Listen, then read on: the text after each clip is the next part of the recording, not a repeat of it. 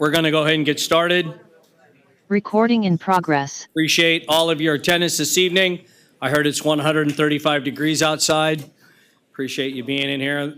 We'll call to order this meeting of the Board of Directors for July 11, 2024. We'll begin by calling this meeting to order and having a roll call. Madam Clerk, if you'll please call the roll. Yes. Director Sailors. Present. Director Weber. Here. Director Sheets. Here. Director Gould. Present. Director Jones. Here. Director Costa. Here. Director Clark. I'm here. We were informed by both Director Wood and Director Rice that they would be absent this evening. Okay, thank you very much. With that, let's begin this meeting with a pledge to the flag. Director Jones, if you'd lead us. Right. I pledge allegiance Allegiance to the flag of the United States of America and to the republic for which it stands, one nation, under God, indivisible, with liberty and justice for all. Thank you very much. Director Jones, we'll next make sure that you're all aware that the Metro Cable announcement is posted on our agenda. You can find that where they are normally posted. It's a very long conversation about how to seek out the recordings of this event. With that, we'll turn to public opportunity to discuss matters of public interest within the district's jurisdiction for items on or not on the agenda. Madam Clerk, do we have any speaker forms? I have no speaker cards. If anyone in the audience wishes to address the board. Okay. And attendees online, if you'd like to address the board, please raise your hand. I'll give you the opportunity to speak. No response. None. Thank you. Thank you very much. We'll now move on to consent items. I'll entertain a motion to adopt consent. I so move. All right. Okay, we've got a first and a second. Any questions about the items that are on the consent calendar? Just want to make a special attention for our audience that we tonight have adopted a resolution dedicating Station 50 to firefighter Mark W. Ball. Just like to make sure that you're aware of that action in consent. Any other questions? Madam Clerk, please call the roll. Director Sailors. Director Weber. Aye. Director Sheets. Aye. President Gould. Aye. Director Jones. Aye. Director Costa. Aye. Director Clark. Aye. Thank you. Motion passes. Thank you very much. We'll now move on to presentation items. We have two really good presentation items in front of us this evening. We'll start out with one of our favorite teams, the development team, and we'll start off with Chief Development Officer, Mr. Jeff Fry. Jeff, good evening. Thanks for being here. Good evening. And See you brought a posse tonight. I so brought a posse. I have my team with me as always. Yeah, we're looking forward to hearing from you. There is no written report for my colleagues, and so it'll all be verbal this evening. You have a slide deck? We do have a slide deck. Excellent. And we will get there momentarily. I think there's a number of things that are important to note before we get started and make sure they're on the record before we get into the details here. You board know me well enough that I usually have a formula that I use up here, and I usually start with a background and context for the discussion. And I want to do that tonight in the form of a couple of questions. The first two questions that I will handle together is, why now, and why is this happening at this pace? And so I think it's important we go through the details of why we're doing this. And the second piece is tied to communications and how the communications had happened. And I owe the board an explanation on that as well. So if you allow me a few minutes to address those details, first I will start with the why now and why so fast. And I would start with, this hasn't been fast. This has been long, methodical, and intentional. I think the board has tasked us through multiple strategic plans to always have an eye to revenues and try to maximize the dollars that we need to provide service to our community. And that was very clear, my marching orders when I came on board, and has continued to be as we've moved through this process. So with that, I will tell you that every 12 to 18 months or so, there are internal conversations at the staff level with chiefs of when is the right time to consider a property tax measure. And we would have those discussions. And I have steadfast to a couple of things. And I needed 4 things to happen before I would be comfortable with something like that. And so I want to go through those for you. First, we needed the strategic planning documents. We are a public agency. We provide a service. We owe our public some level of transparency and understanding of what we do and how we do it. So I have very intentionally gone through and tried to create these strategic planning documents and create a planning framework that puts them into context and how we move from the service we provide to the elements that we need to provide that service. So with that, you're all very aware that we have done that with the standard of cover, with a staffing plan and understanding what staffing needs we have, CIP, growth plans, station master plans. All of that is now in place and available for our public to see. I believe the majority of it is on our website in one piece or another. So the last piece of that equation was the standard of cover approved by the board in January. So I think I'll start to build a timeline for you here. So that was kind of the checkbox number one. Checkbox number two is a part of the board strategic plan to maximize the existing revenue streams we have today, or the funding mechanisms we have today. So we've done that quite a bit and quite often. Our CFO quite often monitors our property tax projections. We're always evaluating our fee for service. We've redone our development impact fee studies. We're constantly chasing grant dollars. We work on subventions. We check all of those boxes. We do have a special tax in place and have talked about future development being subject to potentially CFDs are needed. That is every box we can check, and I think that's important for the board to know.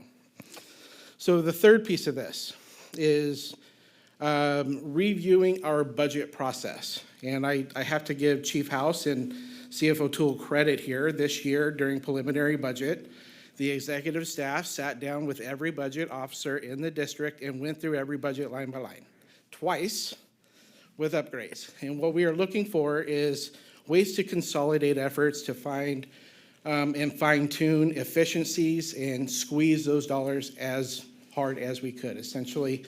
And the process was fantastic. We did find some of those savings, certainly not to the extent that we would need to address some of the problems I'll talk about tonight. Finally, on the education platform side, we over the winter Planning and Development wrote a white paper that explains the fire district funding challenges across the state, dating back to the 70s. It is extremely complicated and these issues are long-standing. Our intent with that paper was to get it to FDAC and the Cal Chief Ledge committees so that I could use that as an understanding of how to advocate for better at the state and policy level. I think it does set the platform for an educational engagement as we move forward with this type of piece. So those are the four boxes that I have always said, being in this position, that we need to have on record before we even consider something like this, which gets me to a conversation we had in March with Fire Chief House and CFO O'Toole, where we had gone through all these processes and considered where we were in March in light of the preliminary budget preparation. And very specifically, we are losing ground on our CIP and expect to lose even more ground over the next couple of years with some of those constraints.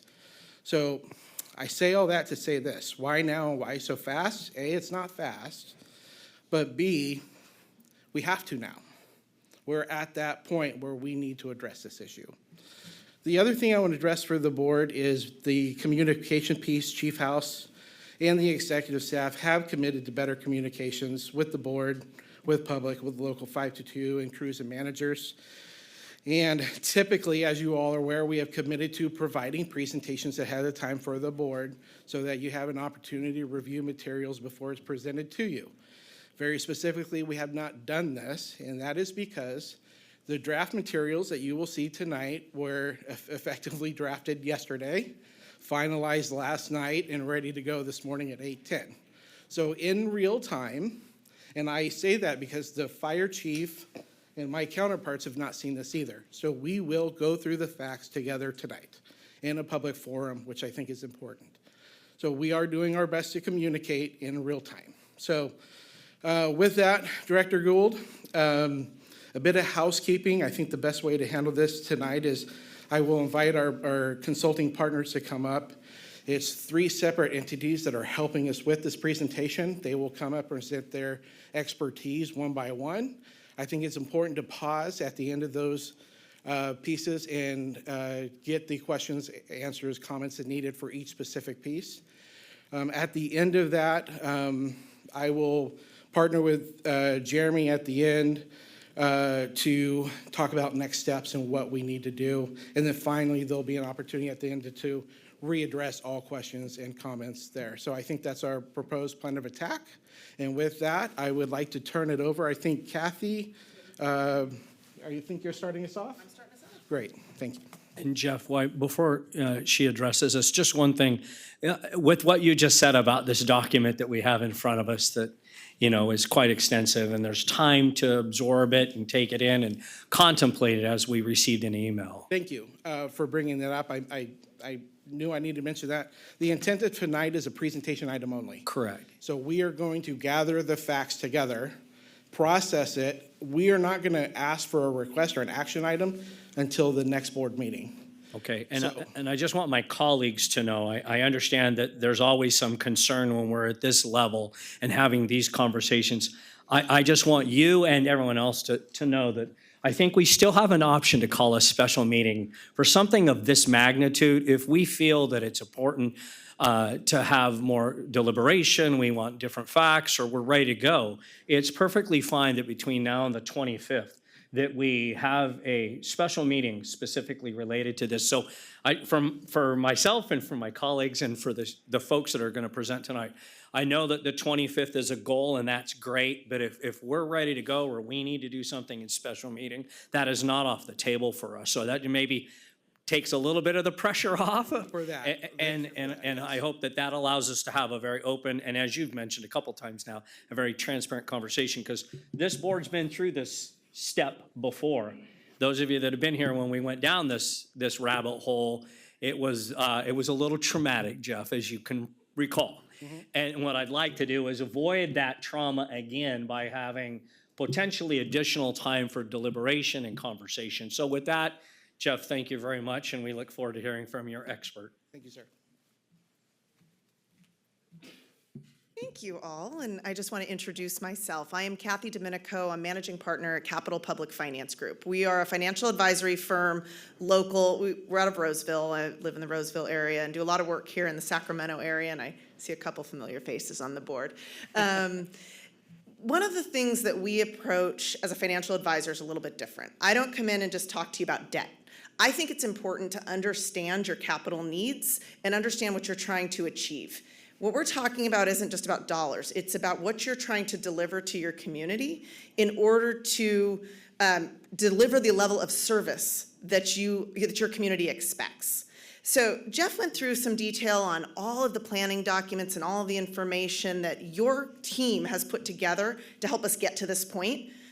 I've digested all of that information. Our team at Capital PFG has really gone through. We've tried to understand what those expenditures are, what's driving the need for those expenditures. We've looked at your standard of cover study and your impact fee study and your capital improvement program, and I got to compliment your staff. You guys, as a fire district, it's phenomenal. You really have a lot of information that has gotten you to this point. And so what we're going to talk about tonight is how financially we translate those needs into a bond concept. And it's actually in this situation, we want to look at even how we got to the bond concept, because we didn't just come in and wave a magic wand and say, this makes sense.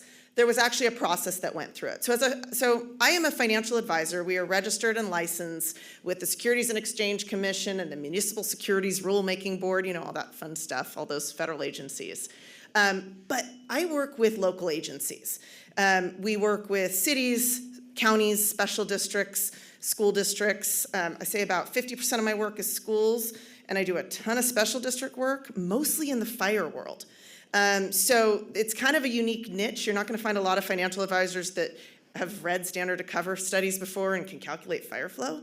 So that's kind of with the expertise you're getting from the financial perspective. We have 2 other team members here tonight from Team Civics, and then I'm going to let Jeremy introduce himself at the next. I think Kurt's actually up first. I apologize. Kurt's up first with FM3 Research. I'm gonna let him introduce himself before he gets into his information, and Jeremy from Team Civics to introduce himself. But you've got a pretty solid team here with a lot of experience with public agencies, in the bond world, and in obtaining research for this type of measure. So as we're going down this path tonight, you have expertise in the room to ask questions. And I want you to ask those questions. And I'm gonna get through kind of chunks, and as Jeff mentioned, we'll get through this first chunk and let's have a discussion. If we need to go back to some slides, we'll go back. Don't feel like, I don't wanna bombard you with so much information, it's hard to make decisions, but we wanna give you enough information to make an informed decision when you're ready. So a lot said there. We've got a pretty robust agenda. I'm gonna highlight the capital needs and not go through individually what each capital improvement is, but talk about it from a dollars perspective. And then how we took those dollars and evaluated funding mechanisms that are available to fire districts in California, and why we are coming to the recommendations that we are on moving forward. Then we're gonna talk about specifically, again, funding the district's needs, and how that translates into a voter opinion survey and what we heard from your voters, what that means as far as community education and outreach, and how you get the word out if you decide to move forward or even to prep to move forward. We'll go through next steps and make sure you have time for your internal discussion and then give us some direction on what you see as the next steps. So let's first talk about your capital needs. You know all of your planning documents. You're familiar with your standards of cover study. And what was interesting to me when I sat down with Jeff and Aaron is how in tune your team is to kind of where development's happening and what the response times are and what the overlapping call volume is and how that impacts what these station improvements are. And the standards of cover study, again, I can't say enough how phenomenal these documents are. It paints such a great picture of what's happening in this district. To me, that's the foundational document of why. Why are we even having this conversation? We're having this conversation because we're trying to meet a standard of cover to serve our entire community, and we need the facilities to support that modern department. So your facilities needs have come out of that. They've also come out of your capital improvement program. Capital improvement program dives into apparatus replacement, some of the capital equipment needs. All of these things paint a big picture. And we can't forget the impact from new development. You have certain areas of your district, pockets of your district that are growing. And do you have the facilities? Are they an old volunteer station and we really need true facilities? How do we get the facilities to a point and in a location that really serves our needs? And all three of those planning documents feed together to make those recommendations on the projects that are needed. So based on your staff's recommendations on projects, we identified high priority capital needs and capital needs. And I do not mean to say that the other capital needs are less priority. They just aren't kind of hitting that emergency level. You have a lot of needs. And there's a couple tiers, but that's to inform you if you are looking at something maybe a little bit smaller, maybe we want to think of some breaking points. So we've captured this in high priority capital needs and still priority capital needs. And you're looking at $366 million worth of needs in today's dollars. I'm sorry, I have to do a quick commentary. The cost of fire station construction is astronomical, and it just keeps getting higher and higher. Fire stations are the second most expensive type of building to construct next to hospitals, more expensive than schools. And we've seen, and even as local community, how much money the community has invested into schools. We're not necessarily seeing that similar investment into the fire world, and your facilities are more expensive. On top of that, the cost of apparatus is increasing exponentially. I just had a client, we were doing an exercise to look at the cost of a fire truck, so the big ladder truck. I think we went from 1.3 million to 2.3 million in 2 years. It's just these numbers are just getting higher and higher. That's part of the reason that we can't keep up. It's part of the reason your capital improvement program is falling behind. There just isn't enough money in your operating budget with your property tax collections and revenue sources to ever fund these ever increasing capital costs.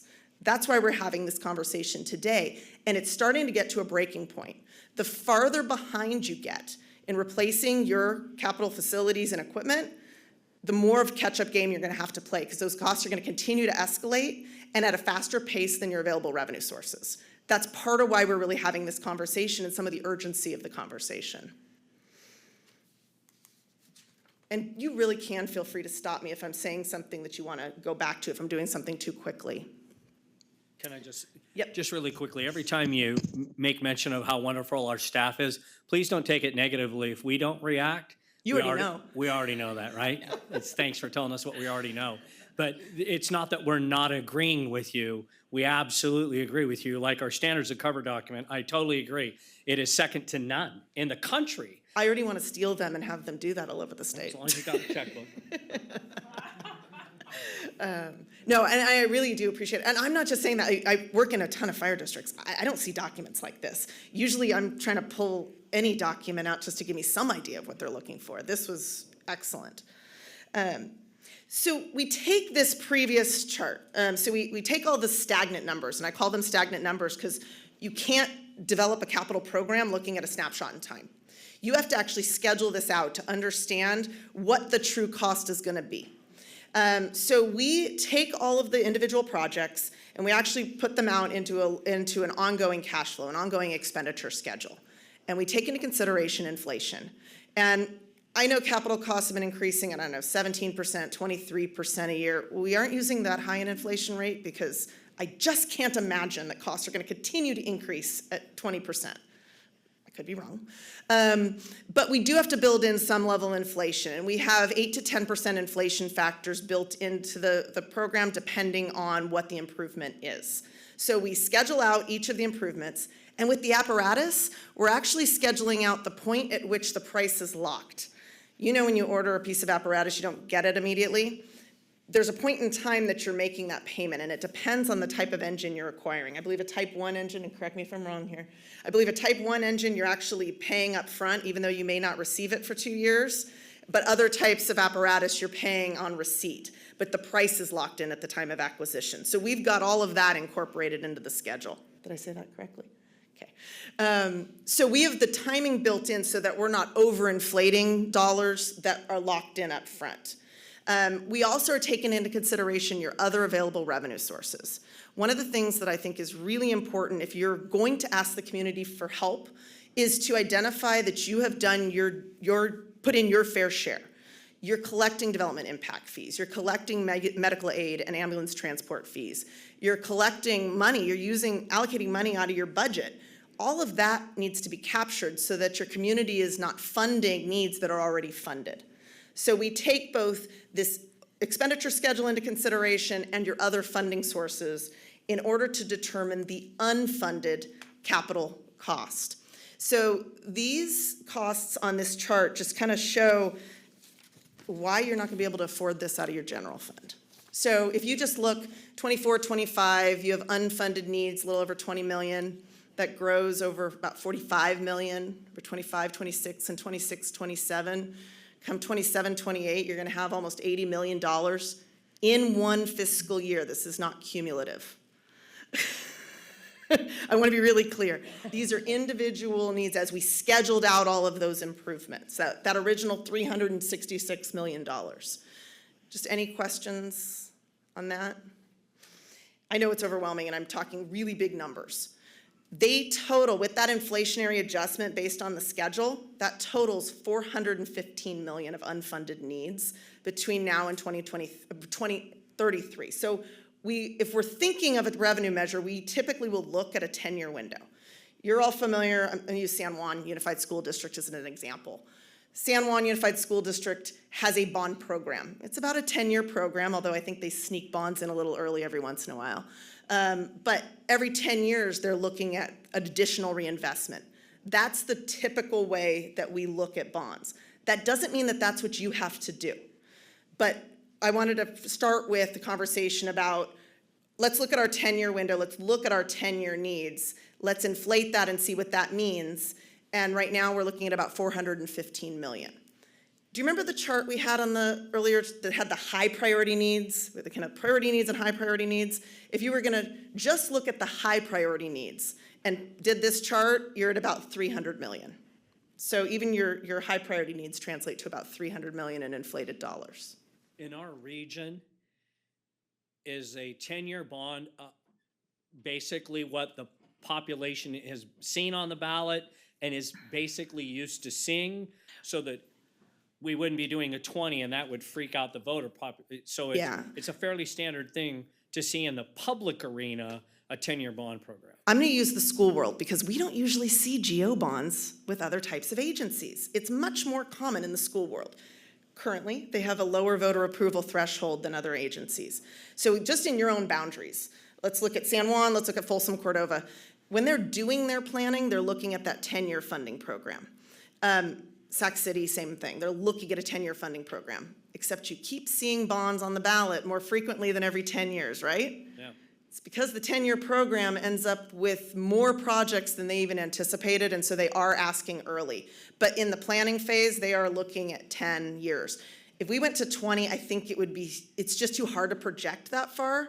It's difficult to project 10, but I also don't want to necessarily set us up to be asking every 6 years. Right. You kind of have to balance what that timing is. 10 years is reasonable. You're doing actually 5 series of bonds, and we'll talk about that in a minute if we go down the bond path.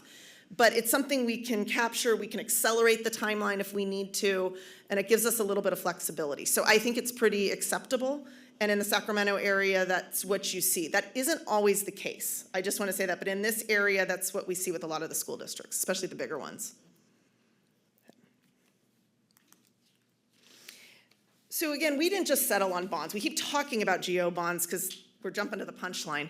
But we did want to take a look at other ways, other funding mechanisms that are available to fire districts. I'm not going to spend a lot of detail on these. I just want to give you the highlights. But we responsibly need to look at what other options are available so that you as a board understand why your financial team landed on a general obligation bond. We didn't just pick it out of the air. First thing we always have to look at is, can your district fund this on their own? And your budget goes to salaries and benefits and keeping the lights on and paying fuel, and you have operating costs to run this size of department. But you've actually been really responsible in setting aside money in your capital improvement program to fund capital improvements. It's just, at what point can we just really not allocate any more money out of our budget for this? And you're there. You're already borrowing money to pay for capital improvements. So you already have debt service. You want to be careful layering debt service on debt service on debt service. And just like you wouldn't be borrowing a second, third, fourth mortgage, it's the same concept with the fire district. So in order to fund that $415 million worth of projects, your debt payments would average about $24 million a year. Average. At some point, remember that spike that happens? At some point, your payments would be about $40 million a year.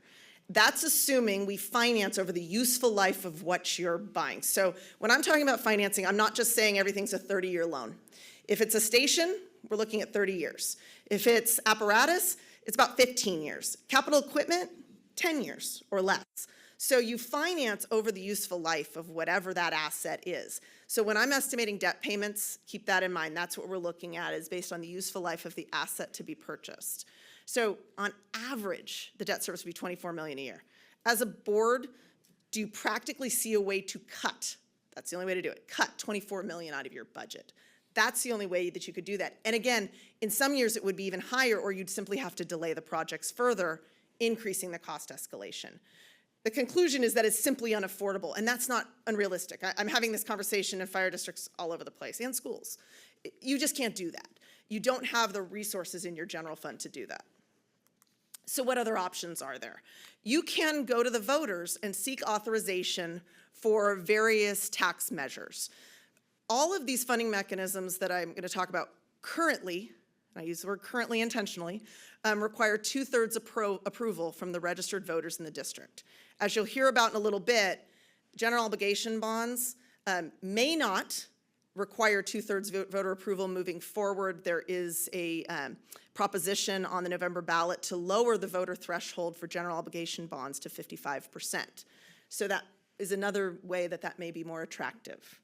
But we look at things called parcel taxes, and I think I'll go into that in a moment, but you've got parcel taxes, you have special taxes, and there's a couple different types of special taxes. One is called a fire special tax. The other is a community facilities district, which you're familiar with, or a Melrose district, bad word. But those can be voter approved. They don't have to necessarily be landowner votes. Those can be used, or a general obligation bond.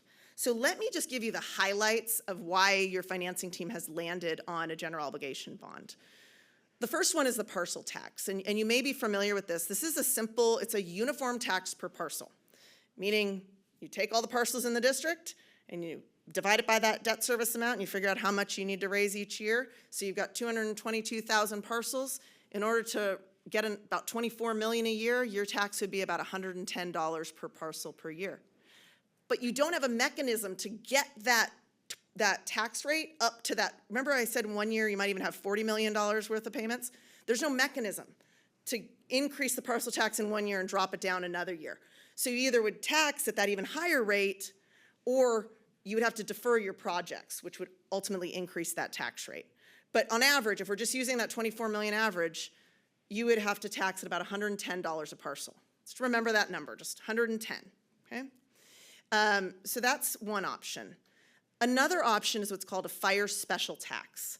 Again, this requires 2/3 voter approval, and it's a tax per parcel. But notice I didn't say uniform tax per parcel, because with a fire special tax, you can assign different tax rates to different types of property. So residential could pay a different rate than non-residential. You could have an industrial rate, you could have a land rate, you could have an agricultural rate. It can vary. But on average, you still need each parcel to pay about $110 per parcel per year to get $24 million. And again, some projects would be delayed. For each of these two mechanisms I'm talking about, it would also require the district to do a general fund backed borrowing. You would have to issue what's called a COP, Certificate of Participation, or a lease revenue bond in order to capture that revenue stream. That is a level of risk that would be placed on the district. So you have borrowed in the past. This would be a borrowing that's a district borrowing that's repaid from whatever these two revenue sources would be. So there's a level of risk there. There is another option called a CFD special tax, or a Mello-Roos, where, again, it's a tax per parcel and you can assign different tax rates, but that also allows you to authorize bonded indebtedness, meaning the CFD itself can issue debt, and that is a security of that particular taxing district. So the district's general fund is not on the hook for this. But in order to do that, you would actually need to tax at an even higher rate, because we have to have what's called coverage. So we have to collect more in annual revenue than the debt service on the bonds in order to meet coverage requirements. So that would end up with an average tax rate of about $130 per parcel. So again, 110, 130, in order to just get that average debt service, and we have to delay some projects because the mechanism isn't efficient in the structure. One thing I didn't mention is a benefit assessment. And the reason I didn't mention the benefit assessment is that's not really intended for capital improvements, and it's supposed to be for special benefit. The improvements that we have collectively, although some of them individually may provide a special benefit, overall the capital needs will not provide a special benefit to your community. So I don't think it's an eligible funding source, and it's not really intended to be for this purpose. Additionally, it's called a fire suppression benefit assessment. So it's intended to be used for fire suppression. You have ambulance, you have other needs at your stations where your stations aren't just serving for fire suppression purposes. So I just think it's technically not the right funding source. I get that question a lot, but in this situation, it's not the right funding source. So that's why we didn't go into it here. So the last option is a general obligation bond. And a general obligation bond is different than the other taxing mechanisms I just discussed. The other ones, you set a tax rate, you collect that money on an annual basis, and then you issue debt that's repaid from those taxes. GO bonds are the opposite. You actually are asking your community, all your voters, to authorize an amount of bonds to be issued. So they're authorizing an amount of bonds. They're not authorizing a tax rate. They're authorizing an amount of bonds. The district then issues the loan, and it's repaid from an ad valorem tax on all the property, all the taxable property within your district. Ad valorem meaning according to value, and in California that means according to assessed value, which is different than market value. Your assessed value in a lot of situations is lower than your market value, especially if you've owned your property for a long time. So I just want to differentiate between those taxes that are pretty stagnant per parcel versus this, which is a little bit more of a progressive tax because it follows what the value of the property is. The bonds can be used for capital projects with a useful life of 5 years or longer and capital equipment with a useful life of 5 years or longer. Bonds can be issued over time based on the project expenditure schedule. So we talked about 10 years worth of projects. We wouldn't issue all the bonds at once. We'd issue them as the projects were coming online so that you would be funding the projects over time. And the taxes that your community pays are based on the bonds outstanding. So it's not going to be a stagnant number. It's going to change over time. It's actually going to be a little higher, and then it's going to drop off as you issue bonds, and then they're paid off, and the tax base grows. And I'm going to show you that in just a moment. To fund your $415 million of capital improvements, the annual tax rate would average approximately $19 per 100,000 of assessed value. So how do you compare that to that 110, 130 I just told you? Well, we now have to translate this tax rate into what your average taxpayer would pay. So the average assessed value, not market value, the average assessed value in your district is about $400,000. So your average property owner would pay $76 per parcel per year. That is the other reason we're recommending a general obligation bond. It fits with what you're trying to do with an expenditure schedule, but it also is a cheaper option for the taxpayer. So I just want to stop for a moment because I went through a lot of numbers and I want to make sure that we're following those, and I can go back. But we are recommending a GO bond because it's more cost effective for the taxpayer, combined with the fact that you can issue as needed and the tax rates follow when the bonds are issued. Are there questions on these concepts? Questions? I have a curiosity. Sure. With our current model of response, there's a certain insurance rating that we achieve by doing that, correct? As we look at this, and in order to maintain whatever that current status is, we're going to have to do some of this work in order to maintain that insurance. And right now, I think in the state of California, the topic of insurance is pretty hot. No pun intended. But the reality is if we lose our ability to provide the same level of service, wouldn't our insurance rate or rating drop? And because of that, insurance rates would go up because we're not providing that same level of fire suppression and whatever else sets that rate. So to me, one of my curiosity is somebody looks and goes, oh, I'm gonna have to pay $80 a year, and I can't do that, and they get all twitterpated. We say, well, if you don't, the district's gonna lose its ability to maintain that service level, which will impact your insurance rating, which will increase your insurance premium. So it's ahead of the game. All these big thinkers out here, am I off? Is there some glitch that I'm missing when we look at this $78 or $80 a year? You're getting a really high service, which means your insurance rating is fairly high, which means you save money. If that changes in some way, because we can't keep this capital improvement program moving forward, how does that work? So if somebody can help me understand, because I'm looking at this going, this could be a pretty easy idea to sell to the public if we just talk about insurance ratings. So I'm going to leave, oh, there you go, thank you. I was going to say, I'm going to defer to the experts on insurance. Okay. It's interesting you bring that up because Kyle and I talk about this quite a bit with our FDAG and Cal Chief colleagues. The short answer to that question is we don't quite know yet. So we've been asked to collect the data. Metro Fire has been asked to collect the data and look at it statewide, and then to bring some recommendation and thoughts back to that group to figure out how this becomes a part of the policy discussions. So I will tell you, the ledge committees we're involved in are contemplating that question. Okay. But we have some homework to do. Okay. Yeah. And I guess I'm sensitive today. I just received my notice that my homeowner's insurance is going away because the organization we use has decided to not, do business in the state of California. So I'm just wondering, what's the sensitivity in our communities about losing overall homeowners insurance and now some of these other considerations? I'm waiting for that letter too. I'm in coming. unincorporated county. And to your point, Director, our ISO rating, Chief Law is in the audience, and she has been actively working on this in parallel with all these concerns also, and trying to constantly increase our ISO rating. Sure. So I know we're all proud of our first in, knocked down in the same room and all those good things, but I just wonder what that does to the insurance rating that we achieve or our performance. And if we tell the community, without this, the performance could drop significantly and that'll impact the ISO. Anyway, thanks for that. I mentioned this earlier and just wanted to remind you, there is a proposition on the ballot in November. It's labeled Prop 5, formerly referred to as ACA 1 or ACA 10. It's a constitutional amendment that would actually lower the voter approval threshold for general obligation bonds for affordable housing and public infrastructure projects. But with that will come some accountability requirements that don't exist today if we were going to do a fire district general obligation bond. So it's similar to school bond law. So a lot of you are familiar because if you look on your tax bills, I think everybody here is probably paying on a school bond.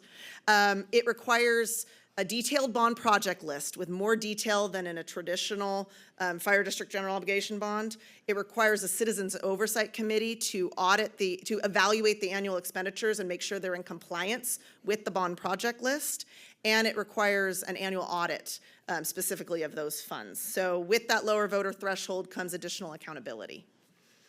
If you decide to move forward with a measure and it is on the November ballot and Prop 5 passes, then the requirements of Prop 5 would fit as long as you designed your ballot to be in compliance with Prop 5, then you would realize that lower voter approval threshold of 55%. We don't know what's going to happen with Prop 5. So if we move forward and place something on the ballot and Prop 5 doesn't pass, you would be required to achieve that 2/3 voter approval threshold. Question. Then is it possible to frame it so we're set up for either outcome? Yes, and that's, if you are going to move forward, that is a recommendation. We would want to frame it with all of these requirements in mind, which also includes some additional work, but we are prepared to go down that path because that's the only way it really makes sense, I think. So funding the district's needs, the financial team is recommending a general obligation bond. A lot of times it's not this cut and dry. I have to tell you, a lot of times the differences are pretty narrow in the tax rates. Because you have this 10-year program, but the magnitude of the dollars changes from one year to the next pretty significantly, the GO bond really is the most practical option, and your community is really familiar with it. I'm in the Central Valley a lot, and I gotta tell you, some of those communities are not as familiar with GO bonds as we are here in the Sacramento area. So Folsom Cordova's got bonds, Sac City, San Juan, all your local districts have bonds. Your community knows what they are. The size and diversity of your tax base comes into play here as well. The reason the tax rate is lower is because of the diversity and size of your tax base. So what's happening is some of the high value properties are paying a higher amount, but keep in mind, it's still a fraction of their tax bill. It's still the same percentage of their tax bill. You just have some high value properties in your district. Think of all the development that's happening that's in the unincorporated areas. You have a pretty robust tax base. Again, I mentioned the multi-year expenditure schedule. That's another reason I think you can minimize interest costs with this multi-year bond expenditure schedule. So I think that's important. It's a simple funding mechanism that your voters already know, and with this potential for 55% voter approval in November, if Prop 5 is approved, I think that's even a better reason. So we are recommending a GO bond for the district. I keep alluding to this, but bonds can be issued in series. So this graph is actually showing the yellow area is replacing those yellow bars we saw earlier that showed the expenditure schedule. You can kind of see that peak of the 80 million in 27, 28. You actually would issue bonds in series. I'm showing it being issued every 2 years. We may issue it every 3 years. It kind of depends on what your actual capital expenditure schedule is. If the measure is passed, this is a decision for your board later on, and you're gonna get tired of me, and you're gonna hear all kinds of financial details so that you can make an informed decision on the actual issuance and timing of the issuance of bonds. But for now, the way we're modeling it to develop an estimated tax rate is that we would be issuing bonds every 2 years based on the anticipated expenditures. We don't want to issue too frequently. We don't want to issue them annually because then you have issuance costs. But you also don't want to issue them too far apart because then you're paying interest on money that you're not using. So there's a little bit of a balancing act there. And the IRS has a 3-year window. So when you issue bonds, you must plan to expend those proceeds within 3 years of issuance, or there are some rebate requirements. So this is kind of a concept that isn't set in stone. This is something that you as a board would direct if the measure is approved. Question? Yep, go for it. Thank you, ma'am. Okay, what is the cost, what's the issuance cost? 1%, 5%? So there are fixed costs related to the bonds, and then we don't have an underwriter on board. An underwriter is the actual banker that would facilitate the purchase of the bonds or broker the purchase of the bonds. So I would guess they're going to be somewhere in the 2% range on what their costs would be. All the other costs are essentially fixed. So it's not going to be just a fixed, it's not going to be 5%. That sounds outrageous to me. It's going to be somewhere around maybe 3%, but those smaller series may be a higher cost. Those are the ones that we may blend together. And that's kind of where I'm going. On that $122 million estimate, we're probably going to be pretty close to that. When we start getting down to the end, I may move that $6 million up and say, let's just finish off the issuance now because it's going to be too costly. All of this information is disclosed publicly. We believe in public transparency, and as your financial advisor, we think it is our job to make sure that all of these costs are evaluated by the board so that you're making an informed decision, and we respond to your direction. If you want to package it together, as long as there's no legal reason not to, that's how we would handle it. Yeah. You made mention of this public oversight committee should the proposition pass. How do those individuals interact with us? You keep saying it'll be our decision of how we Yes. map this out, but is it a proposal? Is it a recommendation that comes from the advisory committee to us electeds, or how does that potentially factor into these things? You are still the policy body. This is your decision. That body's job actually is not to inform policy. They're not even an advisory committee to you. They are a committee for the citizens. Their job is to make sure that the district that you're overseeing is spending the money the way they're supposed to and report it publicly. So they will report to you that, yes, everything was spent properly, or they'll raise a red flag and say, we don't think that this expenditure was valid. By that point, there's going to be dialogue with your staff, so this isn't going to be a surprise, I can imagine. But their job is not to inform policy. They do not take away from the policy body of the board. Policy Basically decision. oversight. Quick question. 101, who chooses the oversight committee? That is ultimately appointed by your board. There is some direction, and Jeremy, I may need your help. Do we know if they've defined a makeup of the oversight committee yet in Prop 5? I didn't think we did. So in Yeah, school there'll be world. numbers and representation from Yeah. segments. So in the school world, and I'm going to use that as a reference because that's what we know. In the school world, there's a defined makeup of an oversight committee. So we know who the the members are. The board develops a process for selecting the members, and then the members are placed officially by the board. However, I don't know exactly what Prop 5 is going to require. I would assume they're going to follow the model of the schools. Any other questions? Okay, that was a good place to pause anyway for questions. So that is kind of our pause before we go into the conversation about the voter opinion survey. But I just want to transition that with all of this financial information was packaged with the entire team. And this is the basis for some of the financial information that was sent out in the survey in order to get public opinion about these tax rates and about these projects. So this is kind of the foundational information that was then included in the survey that Kurt's going to talk about momentarily. I saw a question over there, John. Yes, sorry, I have a quick question.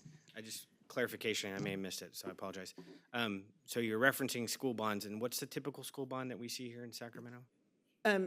You mean, so typically, Size of bond, like dollar amount? I think San Juan's got, what, a $750 million one, Sac City's somewhere in that range, 750, 800 million. Folsom Cordova, I've been hearing rumblings they're looking, I don't know their sizing, but I'm gonna guess it's in the several hundred million. Something similar to the others, yeah. Those are all there. If you get to the smaller districts, some of the outside, Elk Grove's gonna be high. If you get to some of the smaller districts, those dollars are gonna be lower because their tax base is smaller. Right. And a lot smaller, and they don't have as many facilities. So it's really proportional to the size of your tax base. I know 400 million sounds high. I mean, think about your tax base not only includes these huge districts that are asking for 800 million. It includes multiple ones. Right. So yours is actually bigger than some of theirs. Yeah, thank you, because I think that helps kind of put it in perspective, right, when we're talking about the impact on the Let me community. add one other point to that. Usually when the school districts are going for their bonds, they're looking at tax rates of $60 per 100,000 of assessed value for unified districts. Right. So again, San Juan, Sac City, Folsom Cordova, they're in the kind of 50 to 60 range. Their cap is $60 per 100,000 of assessed value. We're talking about 19. Right, So that's another another good one, perspective. yeah, thank you. Thanks. Good job. Brilliant. Any other questions on the financial side? All right, I know I spent a lot of time on that, but I want to make sure you've got the good information. Kurt, can I send it your way?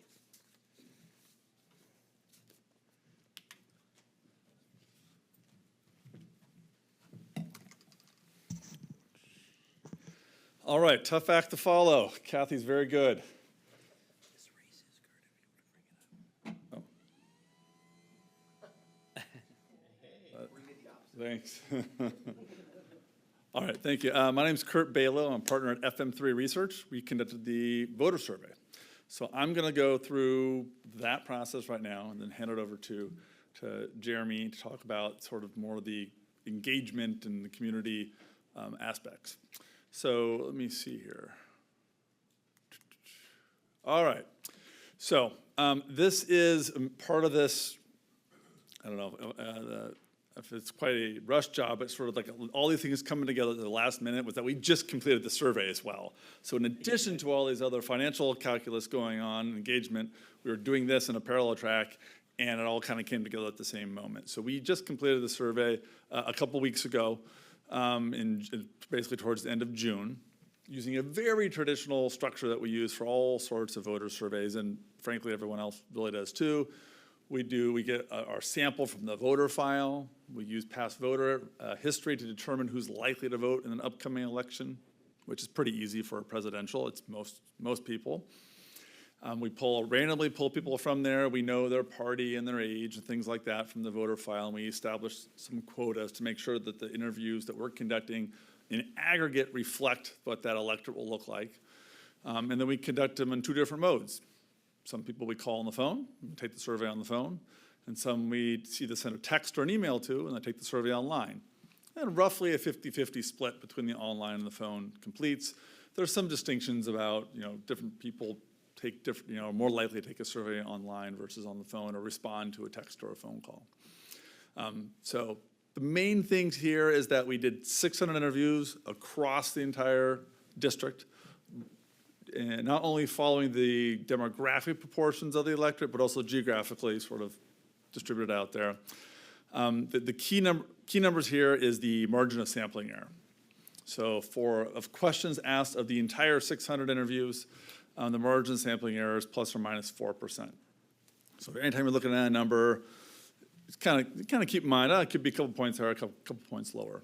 There are some questions that we did something called split sampling, where half the respondents might get one version of a question and half might get the other. We do that for two different reasons. One is sometimes we're just trying to shove more questions into a survey because we don't want it to be too long. And other times it's maybe a concept or a question that sounds kind of similar, and if we ask the same thing that sounds similar to someone on the phone, that's confusing, so we'll put them in split samples. For questions asked of a split sample, let's round that up to 6%. And just in case there's any sticklers here, a little note at the bottom, sometimes these percentages with rounding, I've got several school-age kids, and I have to, 1 and 1 sometimes does equal 3. If it's 1.4 plus 1.4, that's going to round you to 3%. Let's get to it. So the first section here is before we get to voting on the bond, it's always helpful to understand where voters' heads are. What's the lens through which they might look at a measure? It's impossible to completely model this because it's in the future. There's going to be a hotly contested presidential election. There's going to be a lot of mail coming in about candidates and measures and all sorts of stuff. But we can at least get a snapshot in time right now. How do they feel? Are they pessimistic? Are they optimistic? And how do they view you as an agency? Do they think that you're doing a good job, a bad job? Do they have any perception of your need for funding that Kathy just went over? And so this is the old Gallup question. People are pretty used to this. Right direction, wrong track. This was asked generically in Sacramento County. Just not incredibly pertinent question, but it's a good warm-up question to get people used to answering the questions in the survey. And it lets us know a little bit about whether are people pessimistic or optimistic. Yeah, there's some anxiety amongst voters in your district. This is not about your district. We'll get to that in a second here. But 44% feel like the county is kind of headed in the wrong track, about a quarter right direction, a little more than a quarter on the fence. So there's some angst amongst voters. I don't think that's particularly surprising to anybody here tonight. But when we asked a favorability question, and we presented this, do you have a favorable or unfavorable opinion about your district and firefighters? And then a couple of just comparison points, police officers and county government, just to get a sense of where you're standing here. And the blue bars are shades of favorability. Darker means very favorable. Orange bars are shades of unfavorable. Darker is very unfavorable. And for gray bars they couldn't make up their mind. Either they said, I've never heard of them, or maybe it's, I heard of them, but I can't really express an opinion. And you'll see here local firefighters, 90% of voters in your district hold a favorable opinion of them, including basically 7 out of 10 very favorable. And you as a district are 84-4. That's a really positive number for any local government agency. And we have the county here, which is much more divided, just as a sort of a comp. And police officers are also viewed favorably. They're almost always favorably and a tick below firefighters, so, right? Again, we knew that.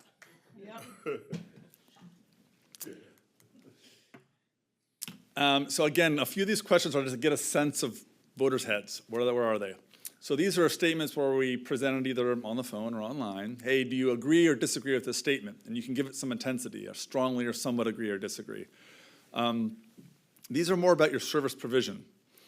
I feel safe and well protected in case of a medical emergency or in case of a fire. And the overwhelming numbers here are basically 9 out of 10 saying, yes, I agree with that statement. I do feel safe in case of a fire or medical emergency. Very, very positive. This is what you want to see if we're going to ask voters to open up their pocketbooks and provide you with additional funds. They view you well, and they feel safe that they're doing a good job. Interesting here is at the bottom, we did ask also, do you kind of have a sense that most of the 911 calls are related to medical emergencies? And the majority do get that, but there's still a pretty good chunk who are like, I don't know. This is pretty common disparity here, but you still have a majority who get that. And one of the big impetuses for your capital needs, as we understand it, is that you got to be able to get more nimble to respond to these medical emergencies. And so not everyone in the electorate sort of gets that that's the majority of your calls. This is where these questions start to tilt a little bit more towards the viability and give us some sense of some of the work you might have to do going forward. So are the, basically Metro's finances well managed? A third say yes, 1 in 10 say no, and a majority say I have no idea. It's not uncommon for voters to not have a particularly strongly held opinion about a local government agency. So when I look at that number, I'm probably more looking at, is there a big negative? That would be like a little yellow light. It's not the case. So there's not like a chunk of the voters out there that's appreciable that thinks you're wasting taxpayer dollars. That does not appear to be the case. The flip side is that there's not like a strong opinion that you're doing a fantastic job. People just don't know. But in this case, that's kind of what I would expect to see. The one below that is the one that's probably the bigger challenge going forward, which is, are your stations outdated and deteriorating? Which that may not be the case for all of your stations, but it sounds like that's the case in many of them. And it's sort of empirically true. And only a third of voters have that sense at all. Sorry. No, finish your statement, and I was just say, have a well, quick 1 in 5 don't believe that to be the case. And maybe the one they live closest to is newer. But a bunch don't know. So this idea of you're going to voters saying, we have these capital needs. Stations are old. They cannot accommodate modern vehicles. They cannot accommodate the need for many more smaller, more medical response-oriented vehicles. Voters just don't really have any appreciation of that right now. So sorry. My question about that particular survey question, Did you control for the geography of the respondent? We didn't, we can analyze the results by where they live. We didn't adjust the results for like proximity to like a news Because station. I'm wondering if that's something Yeah. the GIS team could do, because I'm thinking exactly as you just described. Yeah. If they're sitting next to a station that used to be a Wiener Schnitzel, that might drive their thought process when they answer that question. And if you didn't control for it, then that data is pretty skewed. But if you did control for it, I would say, oh, well, of course. If they just watched a brand new firehouse be built, they're going to go, well, hell, they're all like this. And so I just wondered if that was something you guys looked Well, at, because I think it would have a big impact on I that will- number, because I think that scares us a little bit when we start talking about education of the community, that if there's a high influence of their geography, then we've got some challenges ahead of us, so. Yeah, I mean, I think there is validity in looking at it like that. I also think at the aggregate, if you're looking at a supermajority measure of either 55 or 2/3, you're not there with the understanding that those needs are urgent. So either way, so. Yeah, well, I appreciate this because this is giving us direction on how to build our message. Yeah, right. That's what this is about. And I mean, part of it is, I'll go back a slide here. Oh, wait. I think things are going pretty well. They feel safe. And so it's maybe a little hard to be like, I feel like, oh, sorry, go back here, that, You want to stay feeling Yeah. safe. now the flip side here is that while I they, had a quick question, sure. sorry, to build off that, and I guess it's not really a question for you, but maybe for staff to think about. We do a lot in social media to promote and get people out to our stations, and in doing that, we spend a lot of time cleaning up, adding to, right? And so I wonder if that plays a part too, to your point. So it might be something for us to consider. Yeah. Yeah, I'm just saying, we do a great job promoting the work in the stations and getting the community there, right? Yeah, open houses. Thank you. so the next slide is maybe a little more of the silver lining here, which is this is a question that we ask in a lot of our surveys when we're looking at generating revenue, which is, do people perceive there's just like a need for funding? Just generic, those kind of, and the first question here was, in general, do you think the district has a need for funding? And we're unspecific about how the money would be generated or spent, and 62% thought there was great or some need. We find that those two categories correlate most strongly to support for a revenue measure. And then we got a secondary question, getting a little more narrow, basically infrastructure, equipment, vehicle stations. It's not any different. So you can have, as a voter, a feeling like, I think the stations are all probably okay, but do I think they need money? Yeah. The local government always kind of needs money. They have to fix these things and maintain them. You can have that, but it doesn't necessarily translate to urgency unless you kind of put those two together, if that makes sense. But this is a majority, hey, I think you need money for infrastructure. So let's get to a bond measure now. This is the hypothetical 75 words that could go on a ballot. There are some constraints with it. You have to mention the tax, you have to mention how long it lasts, you have to mention the tax rate. These are all due to various state laws. It's a little goofy for a bond to have to mention how much it generates on an annual basis because of all the reasons that Kathy noted.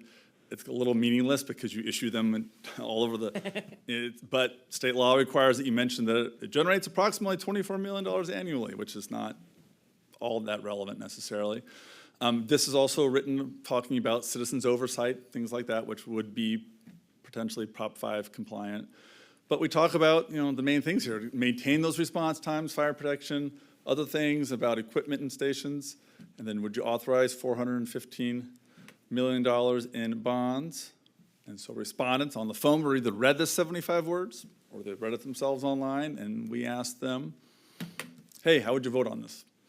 We have this note in here that it's 67% threshold for passage because that is current law. So we'll talk more. I think Jeremy will probably talk to you more about this, about the Prop 5 opportunity. But current law needs to get to 2/3. And when someone says in one of our surveys, if you vote yes or no, we push them a little bit. Is that definitely or probably yes or no? And then if someone's initial reaction was to be undecided, we push them one more time. Are you leaning one way or another? Because ultimately, if someone has to vote on it right then, they might have a lean, but they're just, I don't want to say, and then, well, yeah, I'm leaning towards a no.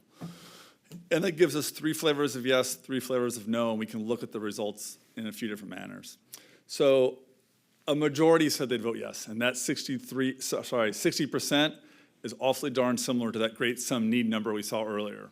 And we see that a lot in these surveys. So, okay, we've got roughly 3 in 5 who are inclined to vote yes. Other things that we look at as the pollsters is, well, if it's a 2/3 measure, and I'm going to talk mostly about this from the framing of a 2/3 measure, just because that's the current law. We want to see that definitely yes at about 40%. So we're shy of that.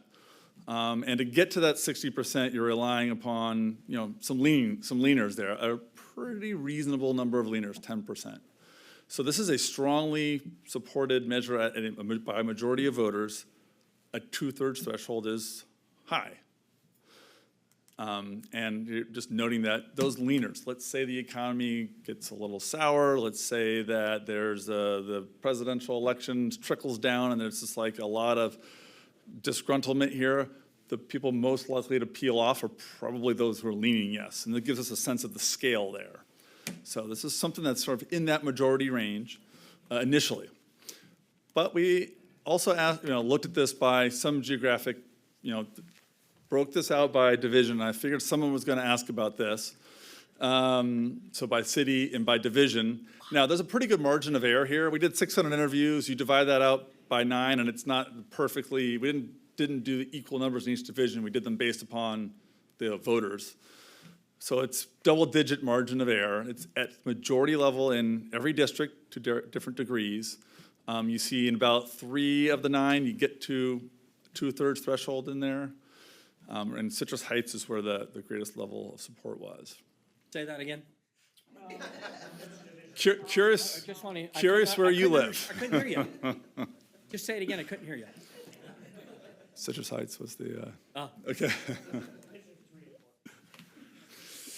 And here's where you see that correlation between perception of need. It's kind of interesting, right? So if you think there's a great need for funding, support is 75-80%.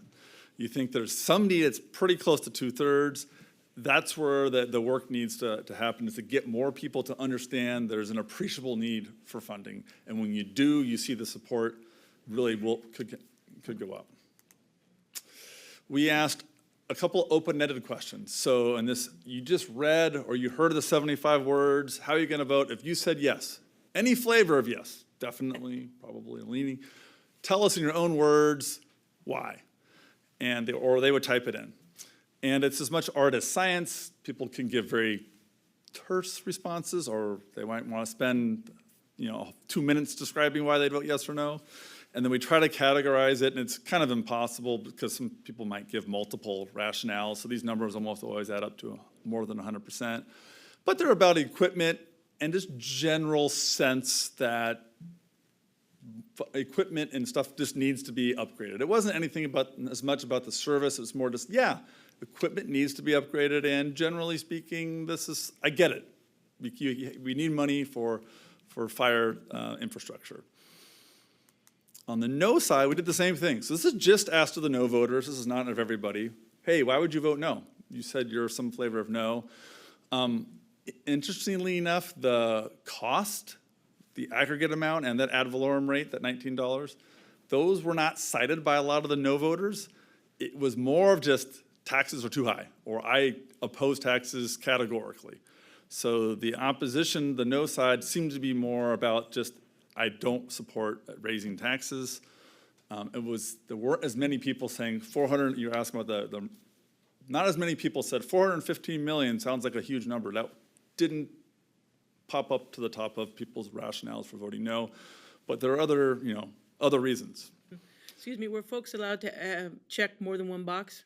They told us in their own words, and then we came up with these categories based upon what we got back.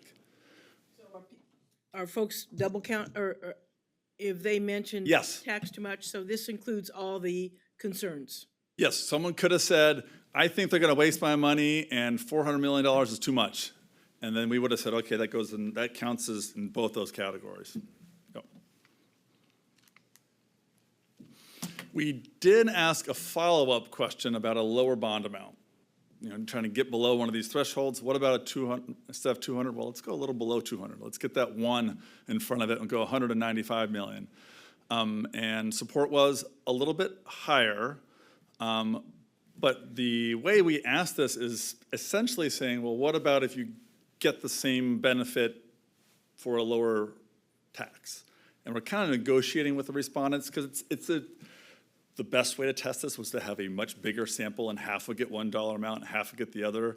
But that means a really big sample and it's more costly. So this time we're just asking a follow-up question and we're trying to see, is there like a big jump up in the yes vote? There was a little. It wasn't that big, and the definitely yeses didn't go up much either, kind of margin of error-ish distinction there. So when you combine that with this slide, which said that not that many no voters were zeroing in on the amount, and when we said, well, what about something that's half as much as that, support went up a little bit, it suggests that the amount probably isn't really the driving factor with those two data points. There's other things that they're concerned about. That's probably not one of the big driving factors. Who would ever say, yeah, I want the same level of service and I'll pay twice as much? Yeah. So, you know, this is well, I'll give you the same thing for half as much. And they're like, sounds great. But that only moved the needle a few points. Yeah, it doesn't. Sometimes we see it and it goes up appreciably. Then I'm like, okay, there's a lot of price sensitivity here. It doesn't quite appear to be the case. So over the course of the survey, we went through, after they heard the initial 75 words, hey, here's how money could be invested. Here are some arguments in favor, why you should vote yes. And we asked them how they'd vote. And then the flip side, here are some reasons why you want to vote no. It's a bad idea. How would you vote now? It is an imperfect way to simulate what would happen in a campaign environment, and it's modeling a universe where every voter gets every piece of information, but it gives us a sense of the ceiling and floor. And you'll see here that after, and this is still at that base 415 million, here's a bunch of reasons to vote yes. Support goes up to 63. It went up just a couple points. The intensity went up quite a bit, 29 definitely yes to 38 definitely yes. And there's still a pretty, 14%'s kind of a big number for undecided in one of these surveys. After, you know, bonds aren't that complicated. But we didn't get to 2/3. The flip side is we come back and say, here's several reasons why this is a terrible idea. And so the floor doesn't completely fall out either. It goes down to 56%. So you'll just keep in the back of your mind the vote threshold currently, 2/3. If Prop 5 were to pass, 55%. So you're sort of in between those two numbers over the course of this survey. Oh, just, yeah, another reminder here that in that final vote, let's say that everyone heard everything, then we're really kind of flirting with that 55%. So we went through a variety of ways that funds from a measure could be invested. And you know, it could be a pretty concise list, but we also go through different ways of framing them because sometimes the concepts can be confusing to voters, and we try to like, what if we describe this spending area this way or this spending area a different way? It also helps us figure out the best way to engage the public. And sometimes we talk about very specific things, and sometimes we talked about the benefits of those investments. For example, you wouldn't specifically be spending money on response times, but collectively the benefit of these expenditures would be to maintain those response times. And so you look here, and the scale we used was how important would it be to you personally, extremely, very, somewhat, or not too important. The darker blue bars or shades of extremely are very important. We focus on those, summarize those on the right-hand side. Response times right up there. Life-saving equipment, whether we talk about maintaining it or upgrading the old stuff, didn't matter. Same sort of answers there. We talk about fire response times, medical emergency response times, same sort of thing there. Also, attracting and retraining professional firefighters and paramedics. All those are the main things here. Response times, life-saving equipment, general fire protection, and firefighters and paramedics. Those will seem the top benefits of a bond measure. Going down the list, we have a couple slides here. these are all items still seen as extremely or very important by 80% essentially or more. Now, the intensity is going from 60 down a little bit here. And you'll see that reducing response times for medical emergency, not quite as high as maintaining them. And if you remember way back, 90% of people feel like they feel pretty safe in case of a medical emergency. That kind of makes sense. I know there's plenty of reasons why you do want to reduce those response times, but people don't sense that as a problem right now. Going through here, we talk about repairing the deteriorating fire equipment, upgrading the deteriorating fire equipment, no big differences there. Here's where we start dipping into the 60s in terms of extremely or very important. None of these are being dismissed by voters. The orange bars are all small. They're not too important numbers here. But here's where we start getting into like, well, really we're talking about expanding the fire stations to deal with the volume of calls, or increasing the number of available vehicles for emergency medical response. Not as important as, yes, maintaining 911 emergency medical response times. They really, and this is pretty common, they want the outcome, not the input. Sort of like, I want the hot dog, I don't want to necessarily know how it's made kind of thing. So that is clearly something that we can think about in terms of communications. And the last slide here is where we got into some interesting dynamics. We're talking about the indoor air quality at some of these stations here. Talking about, look, that second to the bottom one there, expanding existing fire stations to house more emergency medical vehicles and staff. It's just about the response times. That's what the voters want to hear about. And this shouldn't be surprising, right? You're getting so far into the weeds that most people don't really even care. They just want to be able to call. Yep. And you show up on time. So none of that should be surprising to any of us, because it's pretty weedy, some of this stuff. And it's challenging because ultimately there are very specific, tangible things you need to spend these dollars on, but they just want the results. Yeah. So we went through some pro and con arguments here. This is the reasons to support a measure. We presented them. That's not the language we use. That's just our little shorthand. I'll show you that in a second. And basically it was, here's a reason you might want a statement from supporters. How convincing of a reason is this to vote yes? They could say it's very convincing, somewhat convincing. They could have also said it's not too convincing or they don't believe it. We just took those off the slide. And what we're looking at here is kind of a little tiering. 40% that feel something is a very convincing argument, generally a crude rule of thumb for something that's effective. And it's about the call volume and the response times. I'll show you that language in a moment here. We framed the old fire stations in two different ways, split sample there. One was talking about they're just kind of falling apart. The other one was talking about the medical response capacity, and it didn't seem to matter which way we described them. Insurance, that came up there. It was the least compelling of all these arguments. It was about the response times. And so here's the language. It's a lot of text.